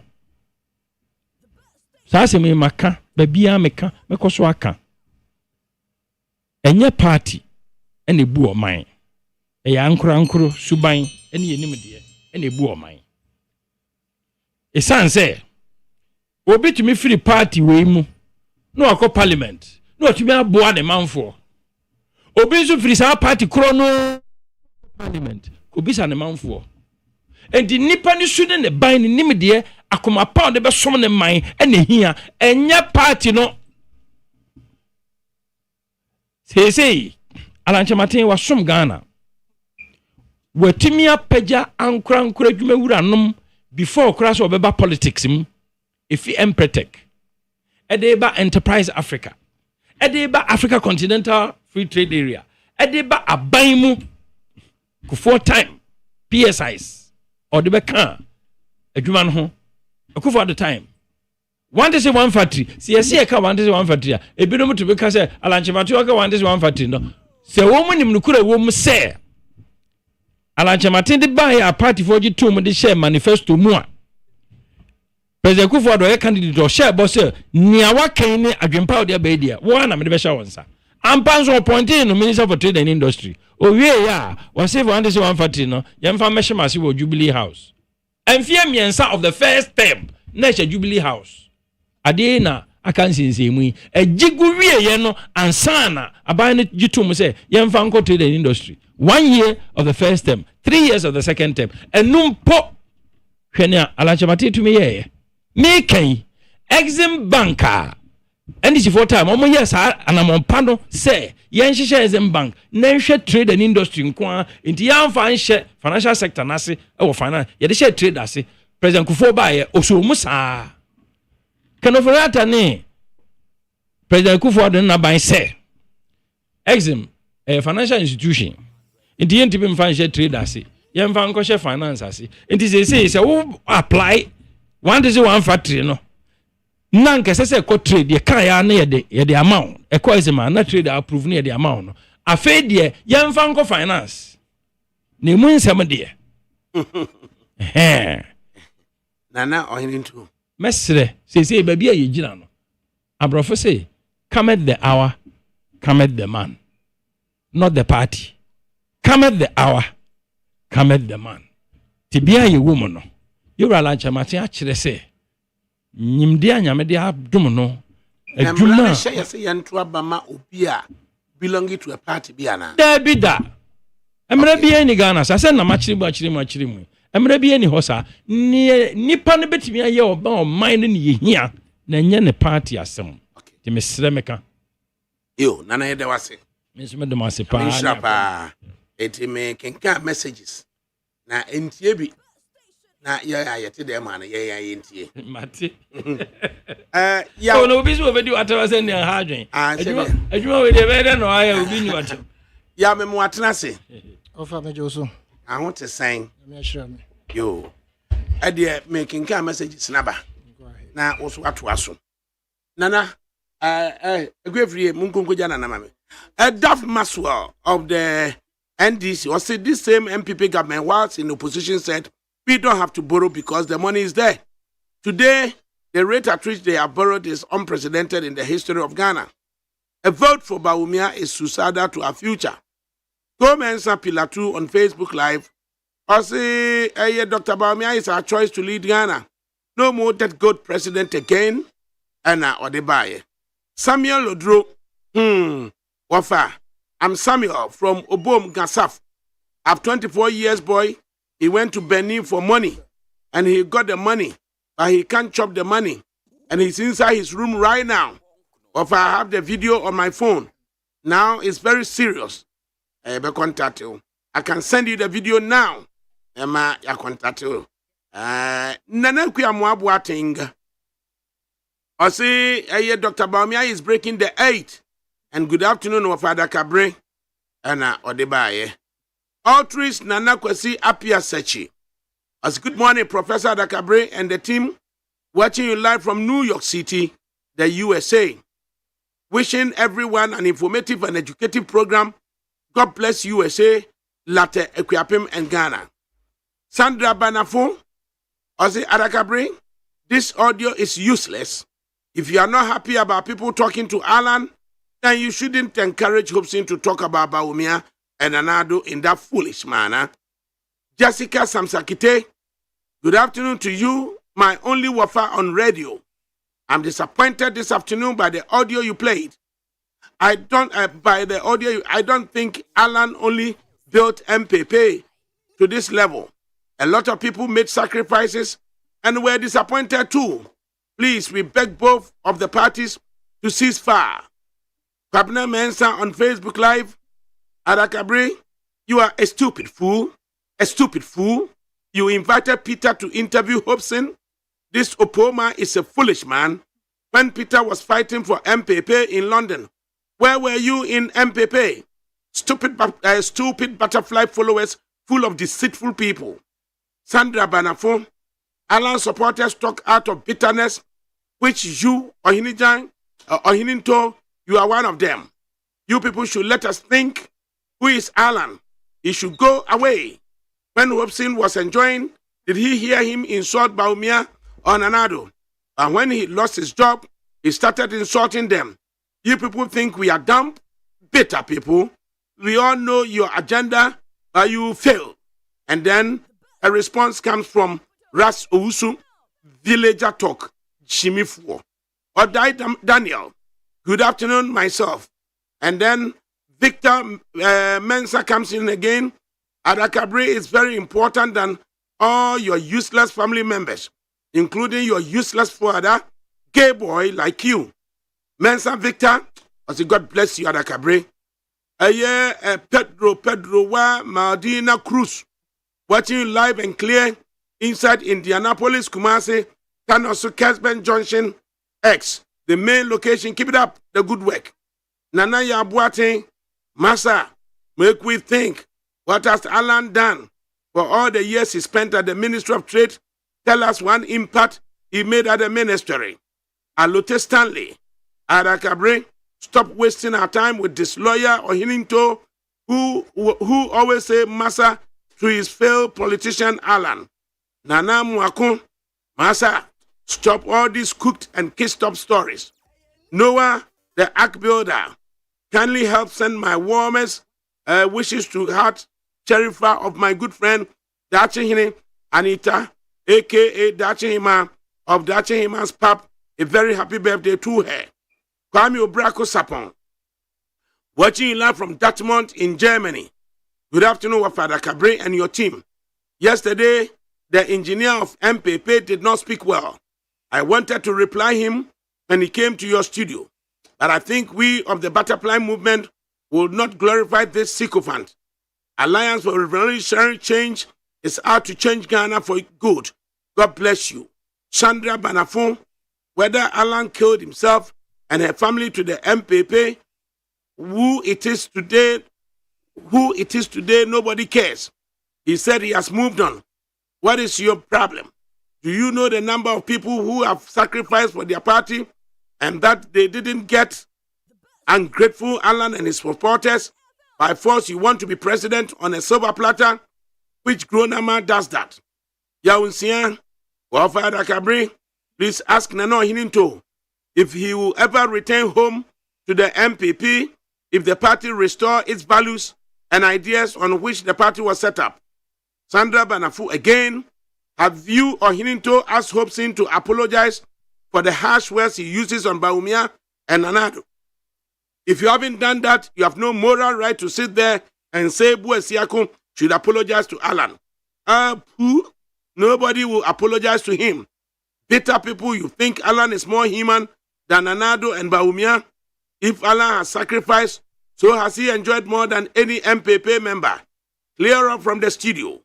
Jessica Samsekite, Wafa, my problem with Alan is that he knew all this, and he served as a cabinet minister for 7 years in the party, so last year they mafia him before his house to tell us MPP is corrupt.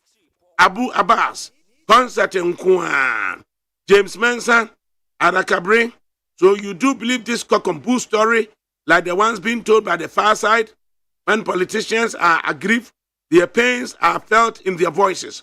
Who were you in the 80s to stand up to face JJ in the heat of the revolution? Stop the Canterbury tales, Miss Anto. Ibrahim Bafwa Apau, a painting. Wafa, I know Hininto knows within his heart the position Chief Alan took was wrong, but he won't tell him the truth. And Ode Ebaye. Then, Junior Bright, why wouldn't it be concerned to you? Because people like you are the reason why we are suffering. Frank Dua, India and South Africa elections are clear cases for Ghana. Frank Ousu Koko, Senior. Frank Ousu Koko, Senior. Bitterness will kick so-called Alan for followers. You guys are Alan's failure. Cash Papa. Though I never like anyone in the MPP because of their ideology and criminality, I like the former General Secretary Nano Hininto for his bold character. Junior Bright, when they are in power, they don't want to listen. MPP should listen. The Truth newspaper, men of integrity are speaking. Oyibo Boateng from neighboring Achuma, thanks to Ghanaians for accepting Dr. Bawumia as the preferred candidate over the other candidates. Junior Bright, wisdom is speaking. That's why he's not attacking anyone. Kojo Roxin, we need a leader, not party supporters, to develop the country. Musa Abatwa, we in the NDC are fully prepared to ensure that the 2024 elections are free and fair. Peter Boache, good afternoon, Wafa. Send my greetings to Nano Hininto for me. He has more wisdom. God bless both of you. Anita Adie Inti, Dr. Bawumia is the best. It is possible. Kojo Roxin, Akufo-Addo granddad JB Dankwa sabotage Kwame Nkrumah, and he was overthrown thinking they have the brain to govern the country. Look at the economic mess Akufo-Addo has caused this country. Elijah Boache, still, Alan for president, the Republic of Ghana, Alan Cash, all the way. Abu Abbas, John Mahama of NDC borrowed more money than any government of the Fourth Republic. Abu Abbas, again, it's possible, inshallah. Enoch Tetekwame. Today, we are in total mess because of the bad leadership led by President Akufo-Addo and Dr. Muhammad Bawumia. And these same people want to continue again. Never. The MPP, the Dr. Bawumia was in 2016, is the same Dr. Bawumia we are seeing in 2024. Ghanaians, let's be careful about him this time round. And cabinet freedom, woman say. Wafa, we the NDC like the quarrel between the two elephants. Nana K. Boache, happy birthday to my mother, Amapokuya, we all love her. Elijah Boache, Alan Cash, all the way. Elijah Ebenezer Mafu, good afternoon, ADAKABRI Mahmudu, live from Massachusetts in the USA. Let's not shut down our young politicians. Engineer Peter has nothing wrong. The audio you played is below the belt. Andrew Osei, Bobie, oh dear Lord, please forgive me for voting against His Excellency John Dramani Mahama, Maya Bonnie Rade. Abu Abbas again, Dr. Bawumia is complaining, Mahama is complaining. Andrew Osei, Bobie, and Osai Edebai. Yow. Oh, Busiaso, Abba Vetanase. Enti, Bafo. Over. What is saying? I'm not doing my announced way. Yes, so you're here. But Bua of the NDC Midri. Yow. Current situation we find ourselves in, the level of campaigning. Are the campaigners, be it Dr. Muhammad Bawumia, be it Mahama, be it Alan Chemating, be it Kwame Bediakon, are they really speaking to the hardship Ghanaians facing Anna? Over, Madasi. I say, Koba Cup, Pablo, to your 10. I really enjoy the program. Pablo, top 10. Ewua Brown, only Mahama can solve Ghana's problems. NDC all the way. Yeah, me and you. Over, Madasi, I'm sure, a tier for a phone production team. Over,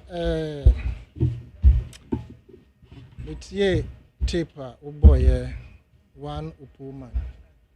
And I'm really disappointed that Obi Abeka Semna se ehonte ewo studio ha. Obi so be tape every baby. With Sakasa no anka on radio and I say a friend say enye kasa nka say e bomma ne petrie because ono a wose Obi Abeka kasa fino. Kasa o de betu abonte no. Ehonte bakum. And it will not serve well in our political dispensation and the electioneering processes heading to December 7th. What's what the part 2 beba?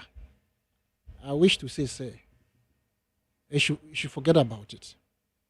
In the sense, Nipana who defending Ura Alan, he will not sanction anybody to go and speak like this gentleman Upoman spoke. Alan Cash himself is known to be a disciplined man. Uncle Kat and someone and who a fancy. And he said, Obi di nachi, Nasa Wako can be say ya. And when he say, you address the person in a very civil manner. But to go to this extent, I think say it's way below the belt. Offer the 4 individuals who are born regards campaign as to whether say or campaign are they speaking to the plight of the people of this country. Offer make us say probably 50-50. I mean, really, a message up to you.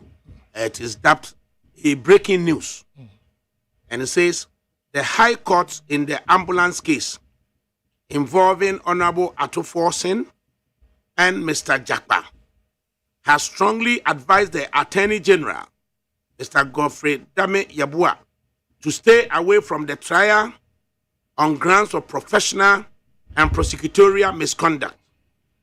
This is after the court declined jurisdiction to order an inquiry and mistrial based on the prosecutorial misconduct of the Attorney General. The court directed the Honorable Atoforsen to seek redress at the appropriate forum, the General Legal Counsel, if so minded. The telephone recording between Mr. Jakpa and the Attorney General has, however, been admitted into evidence, despite protests from the Attorney General. That same was inadmissible. This is the first time that an Attorney General of Ghana has been asked by a court to recuse himself from a trial. Sami Jamfi Esquire of the NDC put this one out. Now, Mienti Wasem. You know, if I make us a 50-50, the real problems are it appears it has been one promise after the other. As omo promise winner omo bar, they appear to do little of the promises that they gave to us. So we share the genesis of the independence of Ghana. Now the foundation that was laid by Osajifo Dr. Kwame Nkrumah. Now thanks to the UP tradition, which is today NPP, what they did to scuttle the progress of this country. In fact, to be very honest, NPP they do not deserve to even be in government any longer. But at least, as party evolves, we know that people will go and other people will come and take over. Until now, take now, boy, and I say, former General Secretary, Bekasa is here, and now Ohinin too. Then say, no, can say, a bro mo breye, the party in see one, Uncle Fobimo, Sabe, now or Moti baby. It is the same thing. A fear and as a fear a dying a year papa mosi. Of Ombe Wako, now a ma and a better take over. Party is a continuum, a friend say, institution. Into more moti, they might have done and gone. I do Bahimuna Wuko. Kwame Nkrumah Wuko. If you are counting the number of people who at the time of your former CPP, no more, probably you not get a 20. They are still members of the Convention People Party, active, right? In the party, it doesn't matter. Dennis Miracles, how old is he? Very young, energetic young man, very intelligent. Sami Jenfi, Erika J. and Co. How old are they when they were forming the NDs? Where were they? Probably Pampers, right? But today, look at what they are doing for the various parties. Until for somebody to insinuate the same, ye grow me party no, and ye grow no, ye grew me, ye bray team painting quiet team 50 namu. It's neither here nor there. He was responding to an earlier comment that you are evil.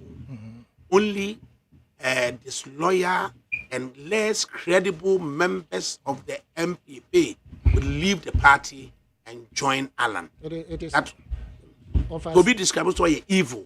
Until he was telling him, that ideology now belonging to. I don't dispute that, but I'm also trying to say, Ubimo Nkrumah Kromoji Romanisi was so omouko. Ubi di moja traso. They dash kisha ye poison. You wanted to talk about response or they so a lawyer. And now me why where say Ubi say or ye evil or ye disloyal or ye less credible member of the party. And no person what say Debbie na me kra me boy any ye until you can't describe him say be a disloyal. You see, I don't see it that way. So I mean less credible and less. I don't know. Lawyer. I don't know. I get you. I know where you are coming from. I don't see it that way. Until I mention can say party dear obi to me eti no na obi abeto aso anaso obi to me free party and nya na nkwa na obi ati ne ho afi a particular party and for him to describe ora general secretary former general secretary so yeah less credible etc all those foul words no it's neither here nor there does I mean anka one respond and but on the substantive matter me patch as a sankan Ghana Omo bedi so since the so-called reintroduction of democracy by 32 years ago. And nanka omo edi to omo akoma so say they will liberate Ghana. Nanka omo ma ya ti omo me omo beto ya anka by now we could have gone fairly farther than we are today. In the sense Ghana ni na sitremu enne no. It is as if to say something you're fighting for independence. It is so difficult for the ordinary person to have a square meal a day. And right here, Kosuya na 55 cedis per crate. Kosuya na nkitinkiti yo 55 no. And 80 Ghana cedis between 17 and 80. Dia so no. Odoma benya dia so no 55. Of fire tinkran ye kan yasem. Na doma anya Ghana. There be me say ya na do ba bia let's not speculate too much. Offer. Me say 55 cedis. Memo Oshegu di Kosuya na brew. Me sabempe Kosuya nkitikiti ade na obeye. Me say eno na grade 1. Me say 48 cities. Mema me saduma ko di Kosuya brew. Ofa me de be ma osesi a na ma ye fa. Na me fro Oshegu sesi Oshegu betu anwumre do na every doma. Ofa me de be ma mo famra. Me di Oshegu na fa mo Kosuya mre no. Me say mo famra officer. Eskanie. Ebegi number na fro Oshegu. Because I am telling you say enura me to Kosuya crate o ka kire me say 80 Ghana cedis. And they are searching that to Kosuya free. But they have value for money. Well, value for money because of Kosuya mentioning the home crown in Krayana offer. Oshegu, Friend Oshegu, Oshegu back so Obenya Kosuya 58 cedis freedom. Oh, family, and yes, or the Kosuyanki to come. Me say, me in a lorry family, some of them out. What this kind of mammy? What the Kosuyanki to get him, the best number studio. Grade 1, they are not happy. Point of some reasons, you speculating. It's not speculation. I'm speaking the truth. Generally, speculation is impact on our currency a very dire. But the number be diagro. Am I yet true figures no be will so $1 mukrada. So no, and so no a big now. With me and $1 net 18, $1 net 17. So you are speaking like you are not in Accra. Yeah, a higher tin. I'm telling you how much we are buying. When we I am. Me to me 55 cities. I'm not 55 cities. Yes. Me say of your ponwa. You know me frosh no dey abrewe. Of a wo frɛ fi himfa. Eya doma. Your ponwa right away. Me do call baby am to me kosu ya wo. Hey ya. I think 55 cities. They got 80 cities. Ni nyam fa so e. Me gye dey 50 kosu ankitin say na me ko. Me say grade 1 kosu ya dey brewo. Ma famra. Na so oba we my one. Me say oba is so me best one in the tell your best to do. Me say we my one. Of a won your me say ma ba fo mra mu bi. Over em say all Casano Clinton Bafo Banin is a member of the MPP and the rep on the studio. My din come fanchia Emma Wetiefo and Yamami Kosi Yankee I CEO of the Ghana Enterprises Agency Fafa Ghana Enterprise Insurance Michao me pesa me bem kakra o de na me father eken say na me de on the statement no say baby onu no to no kosia enti no offer say baby onu no to no kosia de em say hu hia say ene ne bedi akini and then on the other hand no za say yet Accra ha on say offer sometimes I am common nyina koye say Accra happen e Ghana enti sa eno so nkyere say yenka say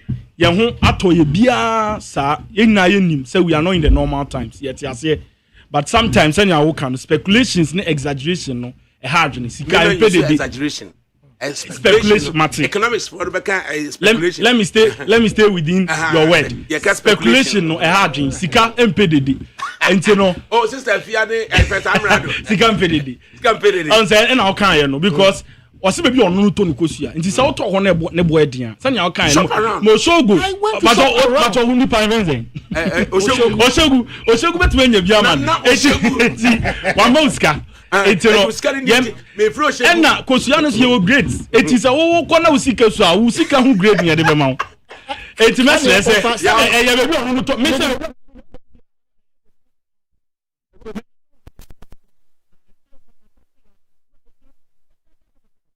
No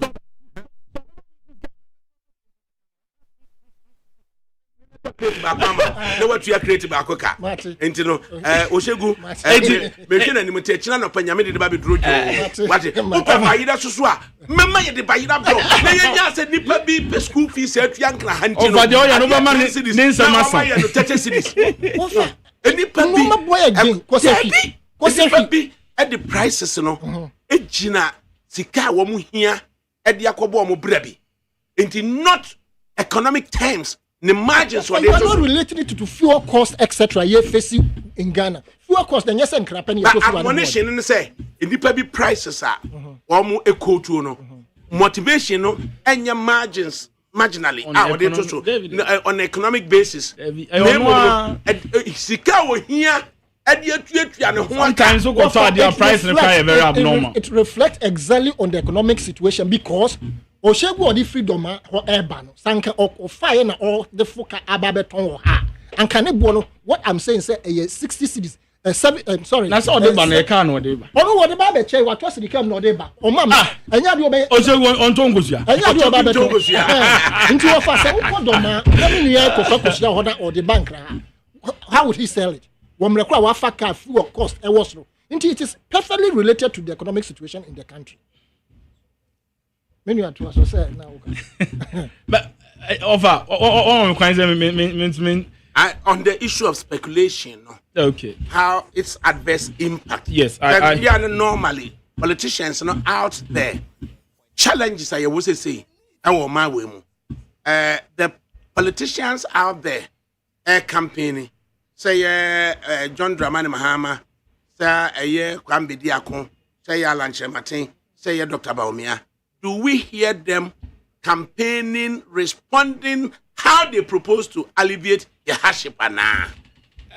Offer me that say me beka yewura Dr. Alhaji Mahmoud Baumia ho asemi na ye de nchia nso be free na kate e de abre etiefo nyina say yewura Dr. Alhaji Mahmoud Baumia has been in the news since say owini flag bearer all corner there no wom ben fan say na aprapri wom because na a competition but since will take it over as the flag bearer of the party no since ye declare no as a flag bearer he has been consistent and active on news headlines and that is because he is campaigning or engaging and then I like the fact that the opening or the introducing him as a candidate no dear or person oye so utie ni 70 pointed document no share ye Emma na yehu ya or reflecting or highlighting no as bold solutions now. You can clearly see say or admitting no my wa by anymore or sha moving forward necessary be boy.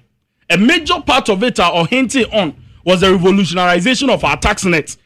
Tax component bi ono ma or sha onyame na dum no nya kwanya no no be ye free o state here or zooming into our educational sector or kasa about STEM or kasa about AI or kasa about our infrastructural deficit. I wonder how he is looking at expanding it.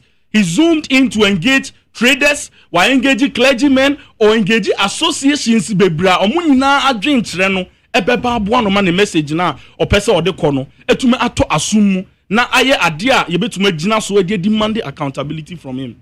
I think that by far, without any shred of doubt, I can confidently say His Excellency Dr. Alhaji Mahmoud Baumia has performed tremendously well as a candidate, even without a vice, more than any of the aspirants on Moneneko. And why do I say this? Because he keeps on giving us a message that you can measure him on. And in all this, he has not run away from the fact that we are not in the normal times. Every aspect or every sector of the government. My main message back, Martin, ostensibly directed at our Sanitano from the US. I say, good afternoon, sir. Please, your host dropped names of some young individuals who, in his opinion, are doing good for their respective political parties. And I'm posing the question, what creative ideas and tangible achievements have they brought forth? We are talking about great men who in their wisdom have brought forth ideas and invested their money and other resources to make things happen. Let me take this opportunity to educate your host. The electronic media is spectrum scarcity. The fact that a squealer sits on radio and TV to talk doesn't mean that he's more knowledgeable than those of us outside listening. Jerry Amponsa, also known as Sabato in the USA. Let me have a simple answer. As young men grow to become great men. Okay. And the fact that Dennis Miracles, Samija and Fimo, yes, men are born. Or achieve the what a real lunch achieve and also raw him to achieve doesn't mean they cannot achieve. What I'm trying to say is that even in they will grow to become great men, and they will invest their ideas also to also become like probably even go higher than what our predecessors have gone. Over, but my main twaso. Now I can equally pick it up from the answer. Now you be here, Adiama, in your be or the message abe. Sabato. I don't know that hard MPP guy. Yes, I think say from the question or the buy, it means he has his own definition of what impact is. Because from my point of view, I believe that say a kasa about impactor, it comes in diverse ways. I would highlight Yura Dennis Miracle as mentioned by my father on the impact I'm surprised. This is a second. Oh, yeah. Mem says ya mami wie me papa mami wie also yam papa me ba cho dem pesa me tire ne say wo hwe program Yura Dennis Miracle the next chapter it is an impactful program. I don't know the definition of impact from okay, because obiane ne strength any send ne strength no eboa ema yenya adibi hu nimdie. Now someone is running us through the projects that the government has embarked on, which would be a basis where nyina so ame ne obeka say adie we dey sabine to my way within the period there yema no akwenya no nto aso. So I believe that obia won the impact within a particular what impact has it brought forth no? So the impact is requesting for education. That is not to suggest to say or say miracles are there. So the education to states. So the educational aspect of it is where someone is embarking on a project, a program that is informing the young minds of people to have an idea of what they should base on to elect who to become the next president. And I believe it is the same as Sami Jemfi. It is the same as any other name that he has mentioned. Obia won the strength, any idea or etumi eboa ema aban dwumadie bia yedi eden ekoso. As you grow, ube transition from one stage to the other. Yeah, papa mo madru baby o madru no. They also went through this. There were times they were foot soldiers, there were times they were communicators, there were times they were leaders, and there were times they even became ministers, which gave them that legal mandate to take up certain practical activities, and I say practical engagements. We say oh yeah kwan na o si school dan. Enti no impact ne dey it cuts across all sectors and at every age. Obia wa adibia or yeah edi impacted den. Moving on with my statement and I'm making on. I've said that the Vice President, His Excellency Dr. Alhaji Mahmoud Bawumia, has been visible since he took over as the flag bearer of the party, and his visibility has transitioned from A to B to C to D, meaning he keeps on growing day in, day out. Because or declare an intention, or be a flag bearer, or share the message, or admit the challenges, he has moved on from the office now or too comfortably into the doors of the Ghanaians, engaging them and listening to them. He has set up a manifesto team to assess the challenges that the government might have faced and then how they can come out of it, moving into the next government which he will be leading. And I believe, say, everybody who has an ambition to transition a nation from one step to the other, this is the right guideline, this is the right roadmap. And so you can see, sir, relentlessly he has been working. I was very surprised. To me, His Excellency Dr. Alhaji Mahmoud Bawumia's or Mankesim market campaign, and you made 8 p.m. The next day 8 a.m. Now it's Jimmy Wakra. The next day the Numian across another region are all 20 people. So you can tell it to say He has brought the campaign to the doorsteps of people. And I like the fact that he has focused on his message and he has no moment or time to talk about anybody. Okay. He is not complaining. He is what? Campaigning. And I expect, say,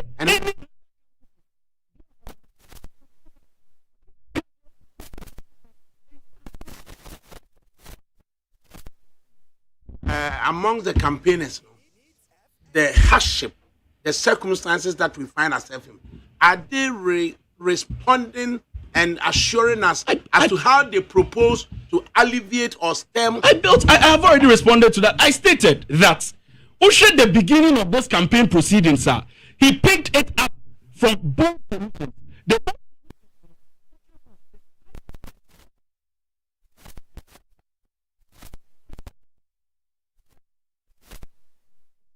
The campaign, is he responding to economic issues? It is. Is he dealing with joblessness? It is. Okay. No, because if say the front page of graphic tells us Dr. Baumia preferred candidate, NDC most popular party. Factual. 23.1 undecided poll, and that poll never reflected the current economic challenges Ghana faces. And that poll never reflected the joblessness of the youth. Research channel. Yeah, research channel.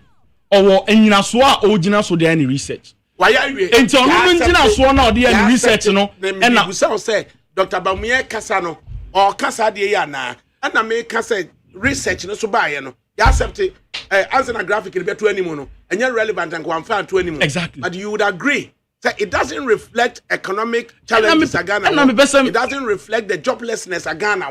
As a man can say, if you want to make mention of those figures, and na me just all share campaign as no. If you look at the itemization, each one of them, our UPS, yes, each one of those items identifies a challenge and it proposes a solution.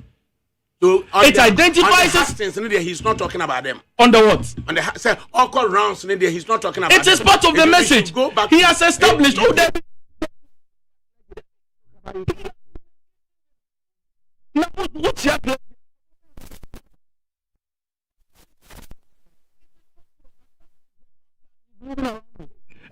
I mean who say talk about every engagement which I have been present, which he has admitted, he has proposed, and he has also enlightened people on whatever that led to where we are and how we are coming out of it. Okay. You can clearly see that from the other angles as well. Governor of Bank of Ghana, any opportunity, the document or the buyer, he gave us details on what is bringing all these conditions, and so I believe we should pick it from that side. Okay. Well said. Clinton Balfour Panin of the New Patriotic Party.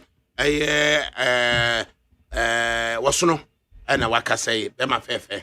Saso and Kwabna Yabua Cranche.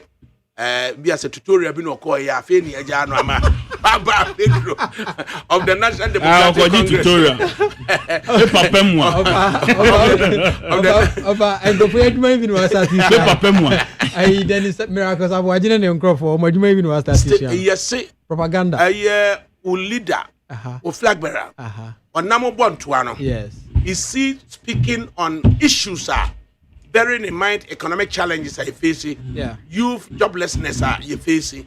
Is he speaking in responding and saying how he proposes? Say, ubetimi sisa de na no ana. Yo fa dedi kai ma mincha etifo na me mpa mo chawo kakra. Esan se me anopem ba fia. But before then no ma me read a very beautiful write up. Okay. This young lawyer Kofi Opare-Hagen otosumi no. Na otherwise because Kofi Opare-Hagen Jr. Earlier on Sami Jemfi Echro BB about a year what has happened in the High Court, and then this gentleman also writes beautifully and brings forth great ideas. So we have adopted what he has put forth on Facebook. We would read it in its entirety, demonstrating the quality of mind such a young man, lawyer Kofi Opare-Hagen, and then Sami Jemfi. Nani nyina yɛ de asua biribi den ɛde afiri mu. And then he writes, the NDC is happy that the tape conversation between Jakpa and the Attorney General has been admitted into evidence. As usual, it is very curious legal strategy being played by them. As discussed previously, the only evidence that is admissible is relevant evidence. So, by admitting the tape, the NDC ought to ask itself what is relevant on that tape to either the case of the prosecution or defense. By the ruling today, the judge has clearly indicated she has listened to the tape and won't exercise any jurisdiction in relation to those matters on the tape bordering on misconduct. So those matters are not relevant to the trial. The judge has also indicated that she has listened to the tape several times, and the AG does not tell Jakpa to implicate Atuforsen. So, the tape doesn't go to assist the defense case insofar as advancing the claim that is a witch hunt. It is obvious that the discussion on letters of credit and advance payment is what is relevant on the tape. First, because Jakpa makes an admission that he received money as a result of the letters of credit upon shipment of the ambulances. That, in law, is an advance payment. This advances the case of the prosecution by demonstrating both recklessness and negligence on the path of, he meant to say, not the path of Atuforsen. That is because the agreement between Big C's and Ministry of Health prohibited advance payment. The second relevant thing on the tape is that Jakpa reasserts his cutthroat defense of blaming Sherry Aite and the second accused for failing to undertake pre-shipment inspection and authorizing payment when issues were raised with the Ghana International Bank. That defense raises a sort of, in quotation mark, caveat emptor defense. In simple terms, yes, there's been a loss, but it happened because some people failed to do their jobs, unquote. But that is not a proper defense. The state is essentially saying Jakpa knew those ambulances weren't fit for purpose and undertook to ship them as an agent. So, while those persons he names may have their own culpability, he is also culpable for shipping scraps to Ghana as ambulances in the first place. The tape hangs Atuforsen, affirms the case of the Attorney General, and puts Jakpa in a very difficult position. Now, his testimony must also align with what is on the tape, or his credibility would be an issue. This has been put together by Kofi Opare-Hagen too. He's a lawyer, and what do we buy? Case, what we do on some about my young Ofa person okabi e bia dami no person eni hu fin. O person ma dami hu e fin. Mr. Mumu Fancheme. I said two gentlemen, no. And also some gentlemen in the food. They say Eduji, Sami Jemfi, Kofi Opare-Hagen, Miracles Abuaje. Almost so no. Ya people na omunyansa no modeba. There's this gentleman in Oxapon. He writes very well. Me free say utie the omo na uridi yomo chura we ya panyini kura bia no anya bibi ketua bi now the account nya message so be hwe nana bin so de na wo de ato ni pi nana bo achim na me wo fast no me say me ready nana bin oh very no ya adwene papa me say ma choose Kofi Opare-Hagen ma choose ova ready Sami Jemfi na why me say Kofi Opare-Hagen and Miracles me wie na ma hwe Sami Jemfi ni Eduji minimo obi over no no court on minimo obi abi over minimo obi abi o papa se be tia no me so me right eti kwabna ye bu akranche do mahama ya setina ya simu aye den no ni nsem a waka na abonten no does it address okay ya setina kwan obefa so a obesi ano ana yo ofa me da se bio of am say me sha se no ansana na wo be ready Kofi Opare statement no na me di kan asre etifo so mo fancheme esan say dia wa we need to offer tutorials debi yen de yen yes how ndu nsua hwe no abetra se abekasa offer na say ebesua de ho na mkwaji tutorial a late no de offer ye wo school bi ho ha ye de ye party communication and school bi any ho ye wo ankasa na be your research that's right and ntina creativity say Felix Kwachu fosu woni ne kwa koshia no amoa ho a enko He's also another great guy. Very, very solid guy. Obey research. He's always on point. Enti offer yes, mami to us offer. Enti question now we bisa the same question I bisa me nuan bibi ni no. Aye. Hey. And offer me ba no as what one as same bi no bi ko gina UPS auditorium and now come a board so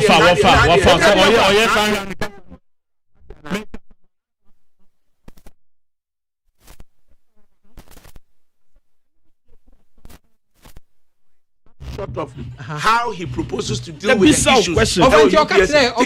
Into one number no catch Ghana for so buy na dollar no enu 4 cedi no dey 15 cedis. O catch Ghana for. O catch Ghana for say time na obeba no na top petrol 1 gallon 40. Yeah, but the offer. That's all we go. Open na make be. Kadia Johama say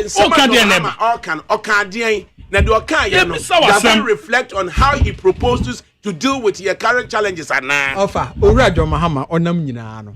Ensem a woka nyina nim say a message of hope. One. Woka ho offer unya Ghana ni.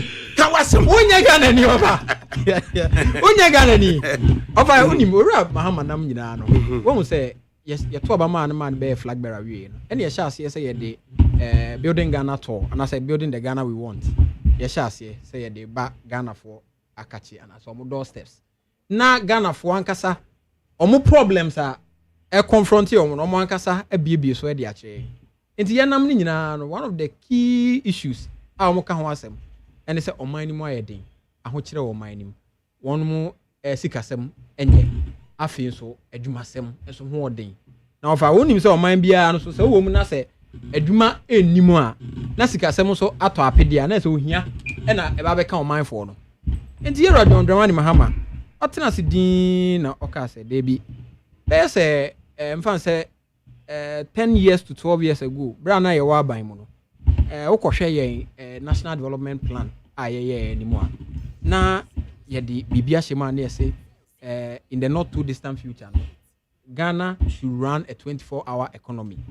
Enti se wa hwa 24-hour economy no, the concept or the idea is that SSA adwuma ebi adabia ye no 8 hours e okrum hanom offices be bre ho no fa abedru ye se yapon ti se bia me no ka sei e bebo no num no na ba bi ti se bia passport office ana e bia DVLA ana habo be bia omo ye clearing yi wo goose wo ho asesa wo clear fa isan se bia ne wa ba ha obedi dwuma na so wanya bibi kakra dia se obotom no wo be pon a wo be ko no ye se yapon so that means say wo twen na the next day na wako. But oko aman hudo ni biso anasa aman ni biso a omo port system ene sa baby a ye ma essential services no e run all the time a bribia opesa okodi dwuma bia no you should be able to go. It offer imagine a country like Ghana a problem kese pa e wa hapa ene adwuma sem na ye benya a system where amanfo betimi akọ adwuma na adwuma ba ko pa adakabere eye no nkrofo 9 ebetumi aye.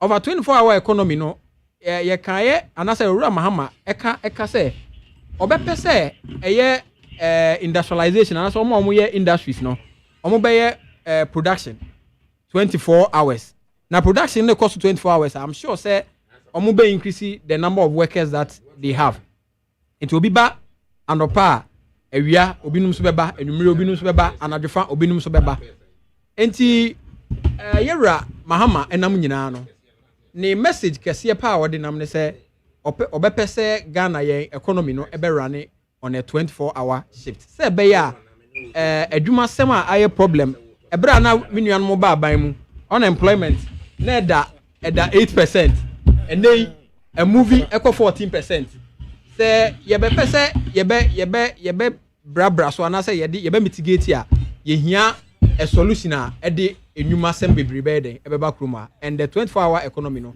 is a game changer eba na ba be create nyuma ede amagana for se ba be create nyuma de magana for a obviously then eba sika ba amanfo botom enti ohia adokoro yen a se se utu wono ma wunya sika kura mfa nto aduane ni no eso bete ebio se wa hwa ofa o se 24-hour economy no se wo hwe eye omo wo industrialization aso omo ye production no won say omo cost of production e cost because of electricity. Enti as part of the 24-hour economy no ya say ye be reduce omo electricity tariffs for industries are on be up to say on be running and I said they will join the 24-hour economy and as a system now and I think said this will also reduce the production cost of such companies. When it happens like that, it means that they are going to make a lot of money and I say profit margins be cost. By so doing no almost bet me increase staff strength. Into offer one of the key things that we want to do no yes sir. You go crunchy mami some few minutes. Okay. And then they ja enko cry si kusua na be we. And minu ya yaw. Mete bra also ma oda kusua bi ama no. And na me confirm say no kusua no ye de ba at the rate of 55 cedis.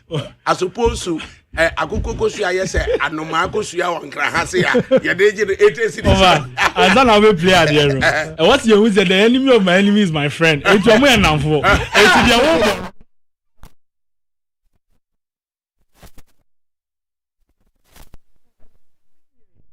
My chief driver. If I na sapon. Okay. Name no driver for there. Odi akonnwa kra na de ni din friend na just on the signboard friend no. The signboard so de be friend no Nana Oshegu. Nana Oshegu. And Nana sapon me mo ha. Nana sapon me mo ha. Nana sapon me mo ha. Yeah, Joe. Now what to say? What to say? Yamia do me ho ye. Ah. Na udi de Nana sapon e Oshegu de ko fefre he.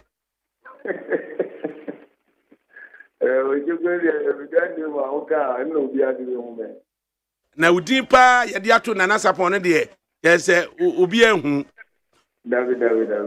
Wada Roma enura me sefa kosua freedom abre me na se kosua no me pe akesepa no wo se ye to de sen ba ko 55 Ghana cedis.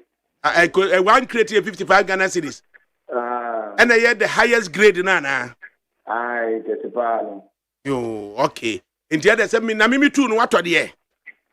Me to 3.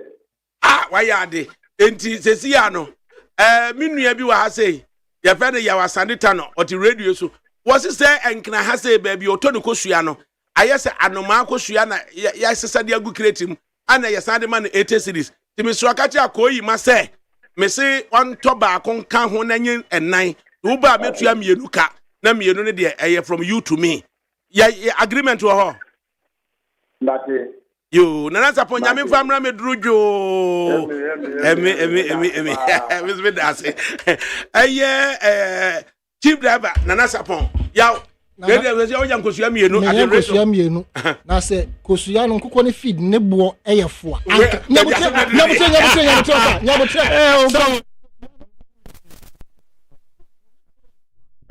but sanke feed no ne boy efo anka sa do ma ho no to fi bi anka kosua no high grade no be 30 cities 80 cities let's say ko boy di balance sanke feed ne boy efo nti obi a wo ko fa ba be ton won kra ha wo de afo ka be duru ano wo so wo be ton ne say the high to wo support to say ubeto kosua create baako of 30 pieces na uto 55 no abeto ne 30 na wanya 25 series interest no sa high grade number 1 e ba na enyina ebe hu number 1 grade no nkra ha wunya no 80 series it is 100 between 100 and 120 yes ofa me see ye ofa ye pon a enu me twam na wugina the other side of the road ma me fa oni yenko ha ya ba bia me tokosua me do be ko 120 cities me see me do be ko na ko tokosua one crate back na be ka wo ha say de me kan me boa it's worth looking at nipa ni fidoma na ode ba ha create back 55 cities now abeto ne 120 me see the beginning of this month me to create kitinkiti no 55 Ghana cedis. Me see enura me kokoto bi 80 Ghana cedis. I can take you there. Yeah, we dey be call. But then we will begin to look for economists to make be can say I didn't na betimi atoko suya 55 cedis per crate. E dey freedom abeton no 120 cedis per crate. Transportation cost offer. Meba nyabotre. Ko suya crate ne ye kan no. Put 55 for free, 120 mo be can say. And 45 price 20. It no anyam fa so 65 cities. It the car no kosua crate no car ne je wo san. Ye be yes mathematics no. But for now there unkosua mienu no. E kina nya menya adum be sa homache no 9 there. Na kosua na bedu. Speculative force.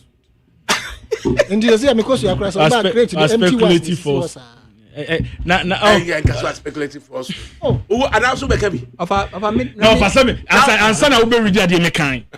Me tell say enwafo mu ya. Omu na pe kosua. Me share the Ana Ofa ya kan ndedi kan me share. What did you We are say, good afternoon, sir, Wafa ADAKABRI. Also, Wafa, please join me to wish Mrs. Gladys Pabi of Wandsworth, London, a glorious happy birthday. From myself, your husband, Mr. George Pabi, Auntie Sechira, Derek, Yvonne, Ishmael, Auntie Lucy, A.K. Mama Lou, Auntie Sofa Buama, Auntie Amamrekua, Erica, and the rest of the family celebrate you today, Mama Gladys. Also, a glorious happy birthday reaching out to Anthony Bandankwa in Germany. From Kojo Y, Kojo Dankwa, Yawales Manukre, Ufusu, and the rest of the family celebrate you today, Anthony. Fantastic show by all standards. Keep it up, Master P, and the free London by. Right. You go back to the next topic.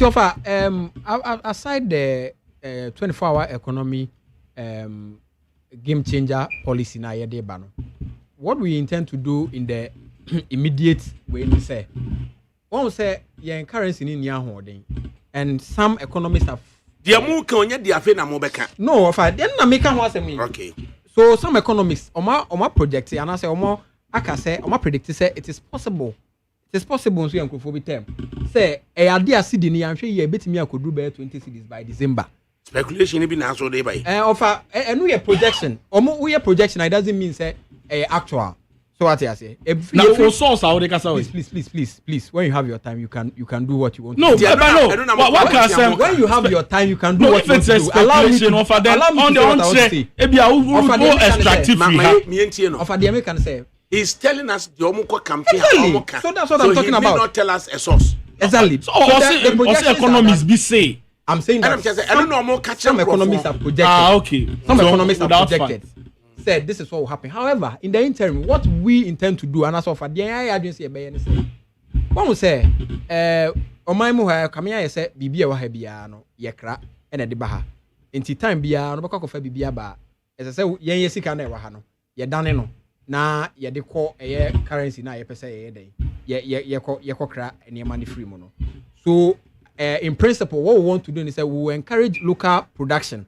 And I say, is it what JDM is saying exactly. Out there? That's what he's saying. He's telling the people, the Ghanaian people, say, okay. Obey encourage local production and I say manufacturing. And also, he has a track record. Or set it up, say, a factory at Commander, the sugar factory of our Hawaii Central New Year in 2015.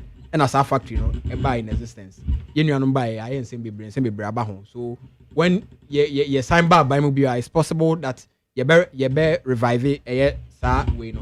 Again, offer another thing I ever say and say this government and I said the current government I ever take over from no. You who say government nation do a very obese government. Now they decided to say we reduce the size of government. Who reduce the size of government? What happened is say government expenditure and so back form. As of now, as of today, Office of Government Machinery alone is using, and I say our budget close to about 2.4 billion Ghana cedis, and that house is here. Now, when it happens like that, it means that obviously the public purse will suffer. Public purse will suffer. So, a bed in way now, I say push the good the Ghanaian people. So, in that case, no, a lot of taxes. About be good Ghana for so. So, President Mahama say Oba, there are a lot of nuisance taxes are by way I introduce Oba obey taxes nephew or say be Ghana for home and no be COVID. COVID in Kwan, no more COVID tax or COVID levy. COVID eba ya omanya for so Ghana ye kura COVID de twem ba bia COVID si ya kun krofo kura no omonye sa tax wo ho bia nuanom ye no kasa omguso je COVID tax banks ya egu ye ya omkobo obusia no omde begu sa banks no omoje banking sector levy. Eti what we intend to do say you say a nuisance tax what go banks am nkrofo sika aka ho nkrofo aduma bom what sign say yen sign tua e ho tax so it's part of the taxes that we want to take away.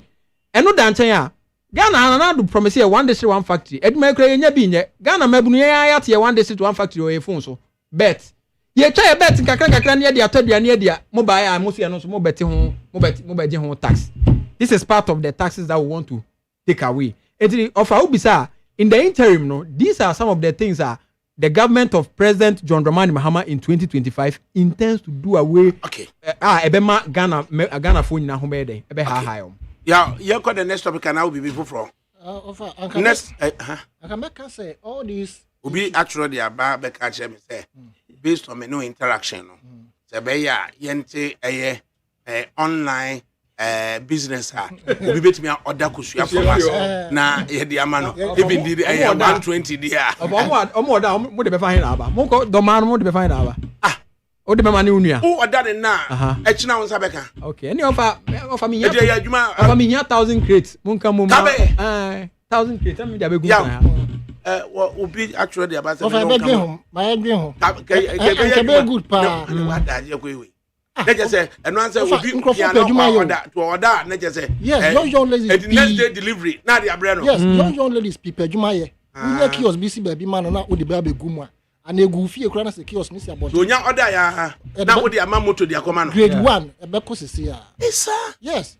I didn't park the achema. Fa se kosua de fie bia na bi wo mu. Na indomie no so. Simple thing and can person make on the issue, their promises and the campaign issues na se offer. So man we bet me afa them to my per frama.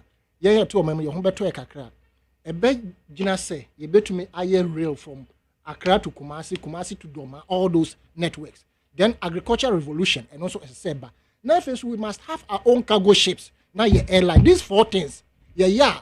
O man no hard currency aye kun bebrebe no. A lot of it because your cargo ship term krepa. No ma edi gu so de ko. No ma edi gu aman for ships so ba. Ni nyine gu yanka say de tua iskanma Ghana.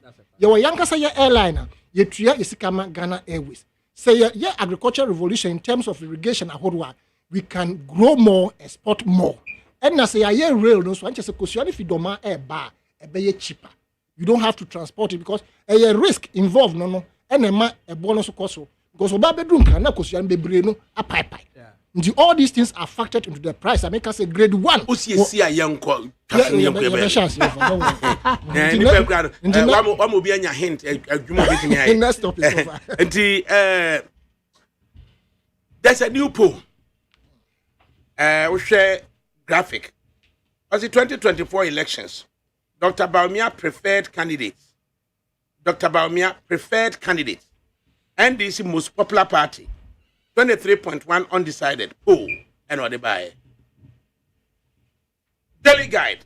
Was the 2024 elections. Baumia leads Mahama in survey and what they buy.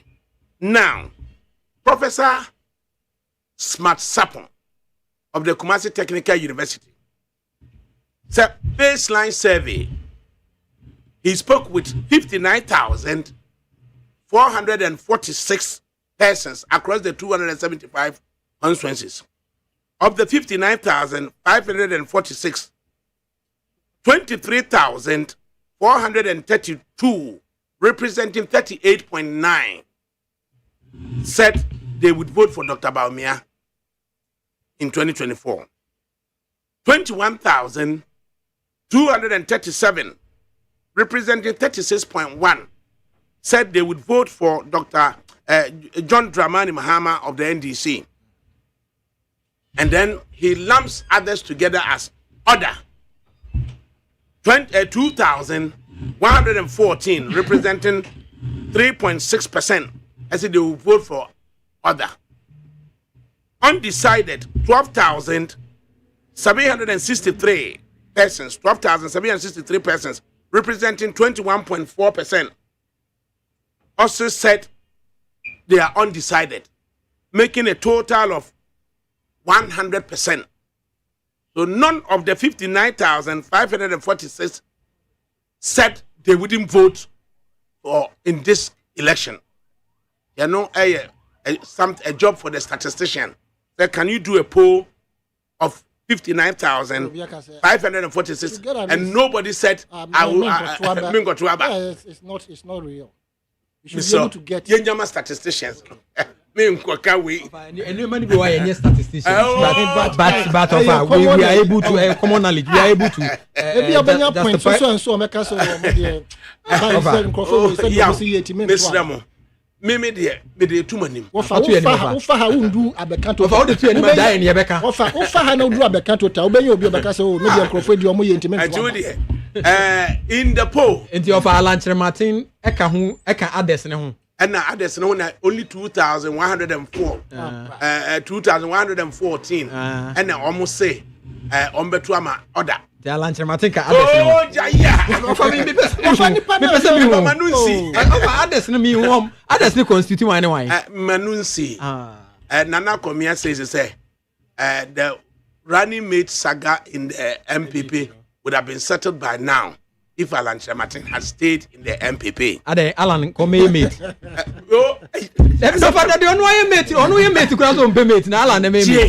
So in this poll that Dr. Bawumia leads Mahama, in same poll, NDC is the most popular party, being tagged and lagged behind by a MPP. NDC are popular. NDC.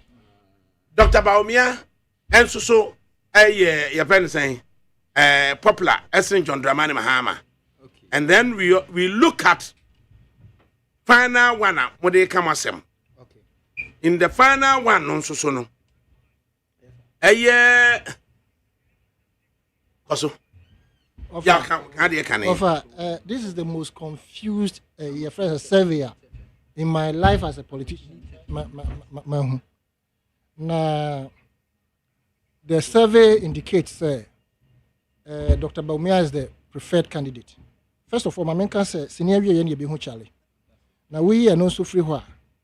It is mind-boggling, say, but Dr. Bawumia is the preferred candidate. But the popular party, NPP. If I go BI across the globe, Saskatchewan, which party is in government? Ghana, NPP. It beats my imagination. Say, who serving now for Bekase party are popular. NDC. The most popular party must be the one in government, must be the incumbent. It can't be say a party is in power and they are not popular. See, a party or more popular. Yeah, party say, Obia or Babia, who could be son, corner be a Ghana. One idea so the party be NPP. Does it necessarily become the most popular party? Yes. It is automatic. And then can I say? Automatic. Say party na AD or minus no. No more popular. You cannot say if you are dealing with personalities, not a beer because at a point in time, Bronya was more popular than another. And if you are dealing with personalities, probably you may be right. But when it comes to parties, I can't take it, say, NDC is most popular and the incumbent is less popular. And then if you look at the campaign messages that are being churned out and the kind of leadership that we have had from John Mahama and His Excellency Dr. Muhammad Bawumia, he has been part of this leadership. If you are looking for a preferred candidate, then I am also surprised at this particular survey. Very, very surprised. Because His Excellency Dr. Bawumia himself has admitted, say, he has not been able to play the role that he's supposed to play. That is why he keeps on saying, say, if his government comes, many of the things that his government has implemented, and in the base of the NDC, 98% of persons who voted in the NDC presidential primaries said they preferred John Mahama. And then 61% of the persons who voted in the MPP primaries also said they preferred Dr. Bawumia. Which means Mahama still leads Adamebua. In the base of the NDC, which incidentally we are told is the most popular party, 98% of them say they prefer Dr. Bawumia, John Dramani Mahama. And then the less popular party, which is MPP, only 61% said they prefer Dr. Bawumia. So meanwhile, Dr. Bawumia is more popular than the MPP. And then NDC is popular than John Dramani Mahama.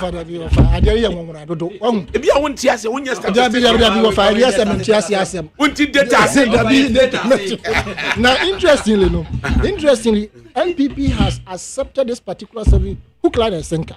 While they dispute that of info analytics. I would have thought they would say that, okay, survey number we will not relent on our effort, we will work hard. But I went to studio this morning with one of them, and I did say they are so happy with that particular survey. And I'm saying, yo, me, bonnet. Yeah, you know, Papa, we are happy because Professor Smart Sapon predicted before 2020 elections. This is what he said, and I said, yeah. I said, actual date now, or yeah, so that we can be too sure about it.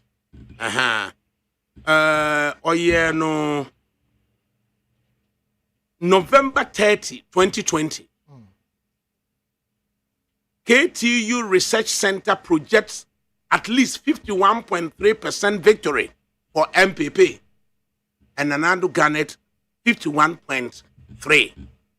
So having predicted as of November 30, 2020, then Nanado Benya 51.4%, and then Nanado garnered 51.3%, a whisker of 0.1% miss. How does it tell you? What does it tell you? In 2020 elections. In 2020 elections. You see, in November 30, we cancelled Nanado Benya 51.4%. I have sat here consistently. I will continue to say, NPP never won the 2020 election. It be a don't MPP for the edgy Professor Sapon. Yes, I say why a moderating program. Your face crunches in family. And your crunchy cotton of any minyame.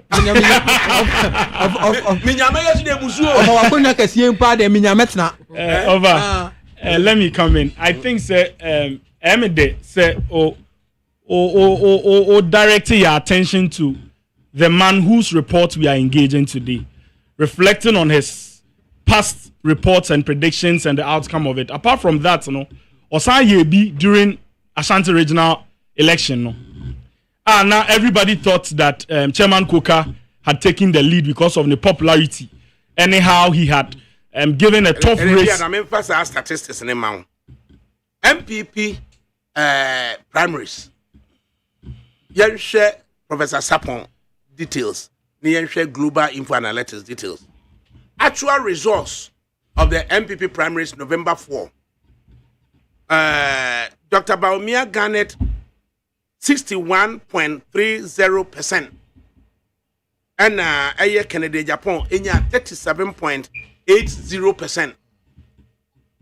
Global Samuel Smart Sapon said Dr. Baumia was expected to garner 71.10 and a difference of 10%. And Kennedy who projected Sobenya 26.80 and Kennedy 37.80. Then Global Info Analytics said Dr. Baumia was expected to garner 58.40, which is less than 2%, isn't it? Yes. And then said Kennedy was to garner 40.40. That is about saying Kennedy, the answer is just 2.something%. Now we can look at Global Info Analytics and then look at Professor Sapon. And say offer and command number be dance. I like the fact that one of my other angles where we can parameters, yes. And so it tells us that the report that comes out of the survey no obi mfa ne sanka de nipa ne kwa onya no ana ode yeden eba enti edrum bebi ode beba genuinely de ode ba ye no sa na beba edrum bebi ode beba when you say as we speak na sana we ne ba no na me kwa kohwe me hwe post on my conducting so. And then there's a global info fund. There's another one on and then published by published by Ghana Web. That predicted 53.2% for Mahama. And so you can clearly see at any point in time, the last one a Global Info Analytics or share 4 constituencies. Anyaso to Okankwe Central, Trobu. And a fourth one. Yes, statements I'm making say me person me surveyor. Metnase. Now me decide geographical area and person me cover in my survey. My target audience and the target people I want to capture. That's the methodology, no. Obia wo kwan opeso ye de. Say eba if favor wa onkomo e different. If favor wa onkomo so ye den e different.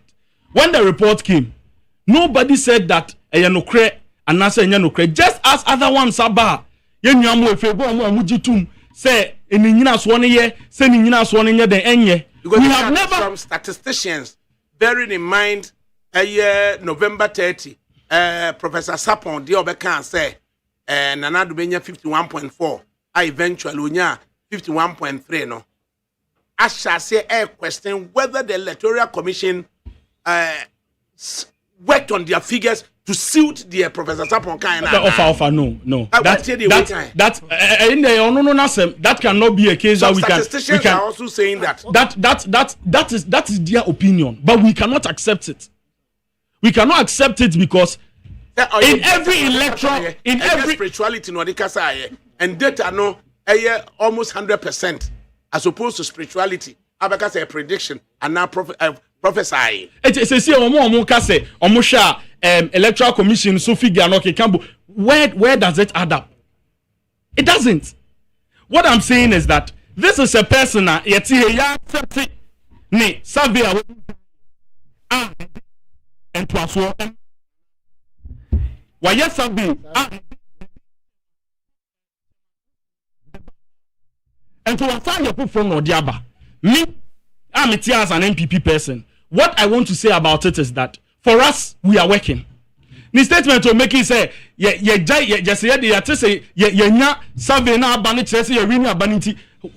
how can you even pass such a comment?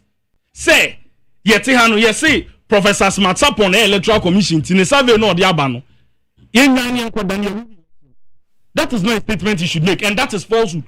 We are just amplifying the statement that has come because it reflects statistically the true conversation on the ground based on no figures and in the geographical area and in the target audience and whatever components that came together to give us this percentage that we have. Say also woman, sometimes in our democracy, they entertain some of these things and they say, as a person, as a government, as a party, no. Weakness. You would go through it and make an informed decision on your next measure. And so it tells us that whatever that we are doing on grounds as a party with His Excellency Dr. Alhaji Mahmoud Bawumia, it is having an effect, a positive effect and a reflection on these people based on one category or you see at the end survey. And so other aspects now, how are we going to work to get it? The weaker part that is not favorable to us, how are we going to work to make sure say Yebenya? That is what we are focused on. Since the survey came, we have not sat on any platform to say that and I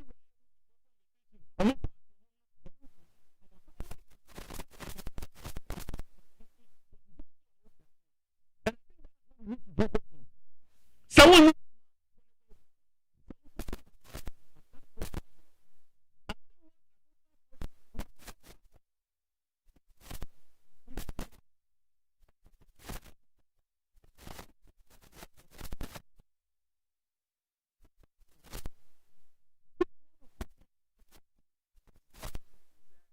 they wonder how a survey of this nature could occupy the front page of Graphic. And that is because the survey has come in at a heated moment when everybody is looking out for who could become the possible next president of the nation. And so it is not out of contact. It is not out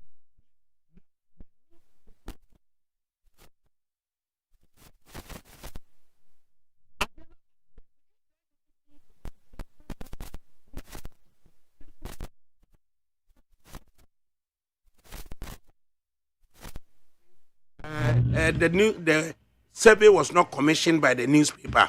It was not conducted in collaboration with Graphic. Graphic cannot independently establish the track record of that third party in the post. Yet Graphic editor is so confident he would allow that to become the front page of Graphic. Whether it's at the front page, it is at the middle page, the report has been published. And these are the figures that clearly stipulates that there is a higher possibility that His Excellency Dr. Alhaji Mahmoud Bawumia is going to win at this percentage. 1% are undecided. And 0% said they wouldn't vote. In every election, we have floating voters. We have people who are not certain on their stance. until say assembly day election day nedru.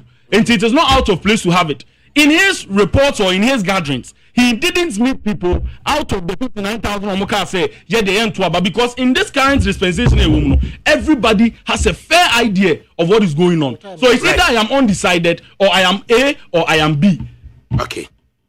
I think so we should discuss the report from that.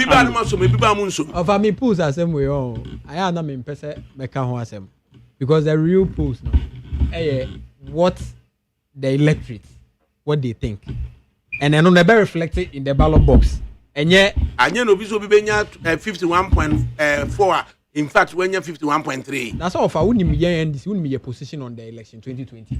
Wouldn't that? Except someone to me, I do so evidence to support position. Over your friend say, your court. No, the contention was not with whether Yemfa alternative resource embrow. I would have call.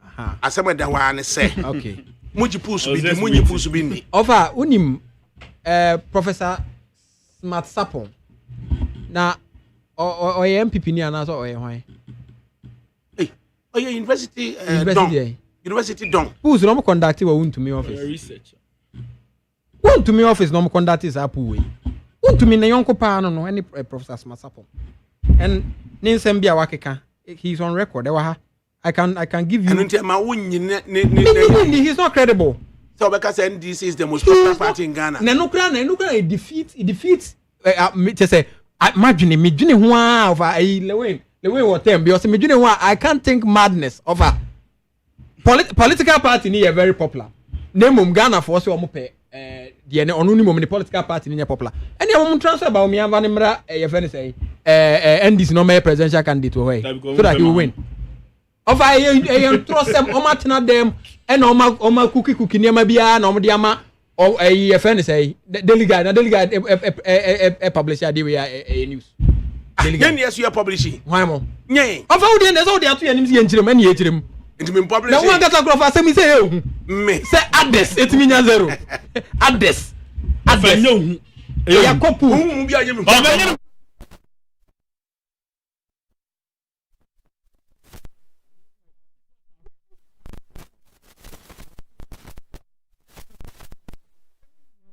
Me say, sa pools we, and we need a battle, and we are number one. Yeah, NDC, yeah, focused. And yes, I say, pools we need a bar, and I say, Ebema ye who say we need a badia, and can you crack to us on your campaign because from 2022, and our global info analytics started to predicting in favor of NDC. And no dan China, your IBA comes from EIU today. I'm say economic intelligence unit to say Bibisa. Almost someone predicted I'm a NDC. It was covered by I think that was done in 2023. Almost latest last pool was in 2023. Almost predicted victory for NDC. NDC was a strong party. Obe winning the next election. So yeah, the can say and yep sapus when they rely on. Mumu believe global info analytics and EIU. Of a make us say people to believe us. Of Fitch solution. No. We don't believe in any pools. Okay. But you are referencing them. No, I'm only saying say if say Sankaye would GDS say pools ne mo be winning about okay. Ankaye nya dia Ankaye crack campaign because yenya two organizations are predicting in favor of the NDC. Okay. So they of a can nyina twato and as I make the manu see they make a twato and say ye nuanu MP before say Smart Sapon our your party member wuntumi adamfo say watimi atrom so mbe wini aba ne de omo ko fie no mo nkoda mo ha mo hokra now I can omu aban petru my final comment na futu say especially the youth here called December 7th don't let anybody use you to achieve his or her aim. Okay. Fight for Ghana, don't fight for individuals. Right. Echina so to bomodiana wiano rabeju kusuano ha anasuma mo bi meje anasa no pa no obitimi ame abeje for 1,000 crates no ye be dey. I said a business proposal and there's some ba na ne aka bom na ya yes a business proposal o final comment ba for ofa me so medawase say at least akonye yetumi discuss no me be push yewura Dr. Alhaji Mahmoud Bawumia me for platforms nam de nchakese asama Henry Nanabuachi lawyer Henry Nanabuachi me am a godfather o dwumadi a OD obo adwuma ema party no na masachia nanama edubia me working colleague am nene wo na mi so no aso wan chia na nka nko adwuma oh edi yede asedasronko edema Clinton for banning of the New Patriotic Party NPP ya tweme na aka so be ka chem say osua bi 120 na wakokra twen me kwahwe ampa Clinton for banning of the New Patriotic Party osono ana kwabna yeboa kranche of the National Democratic Congress NDC then also Yao Asanetano is a political analyst and also subaye ya prami ADAKABRI Mamudu Osioma na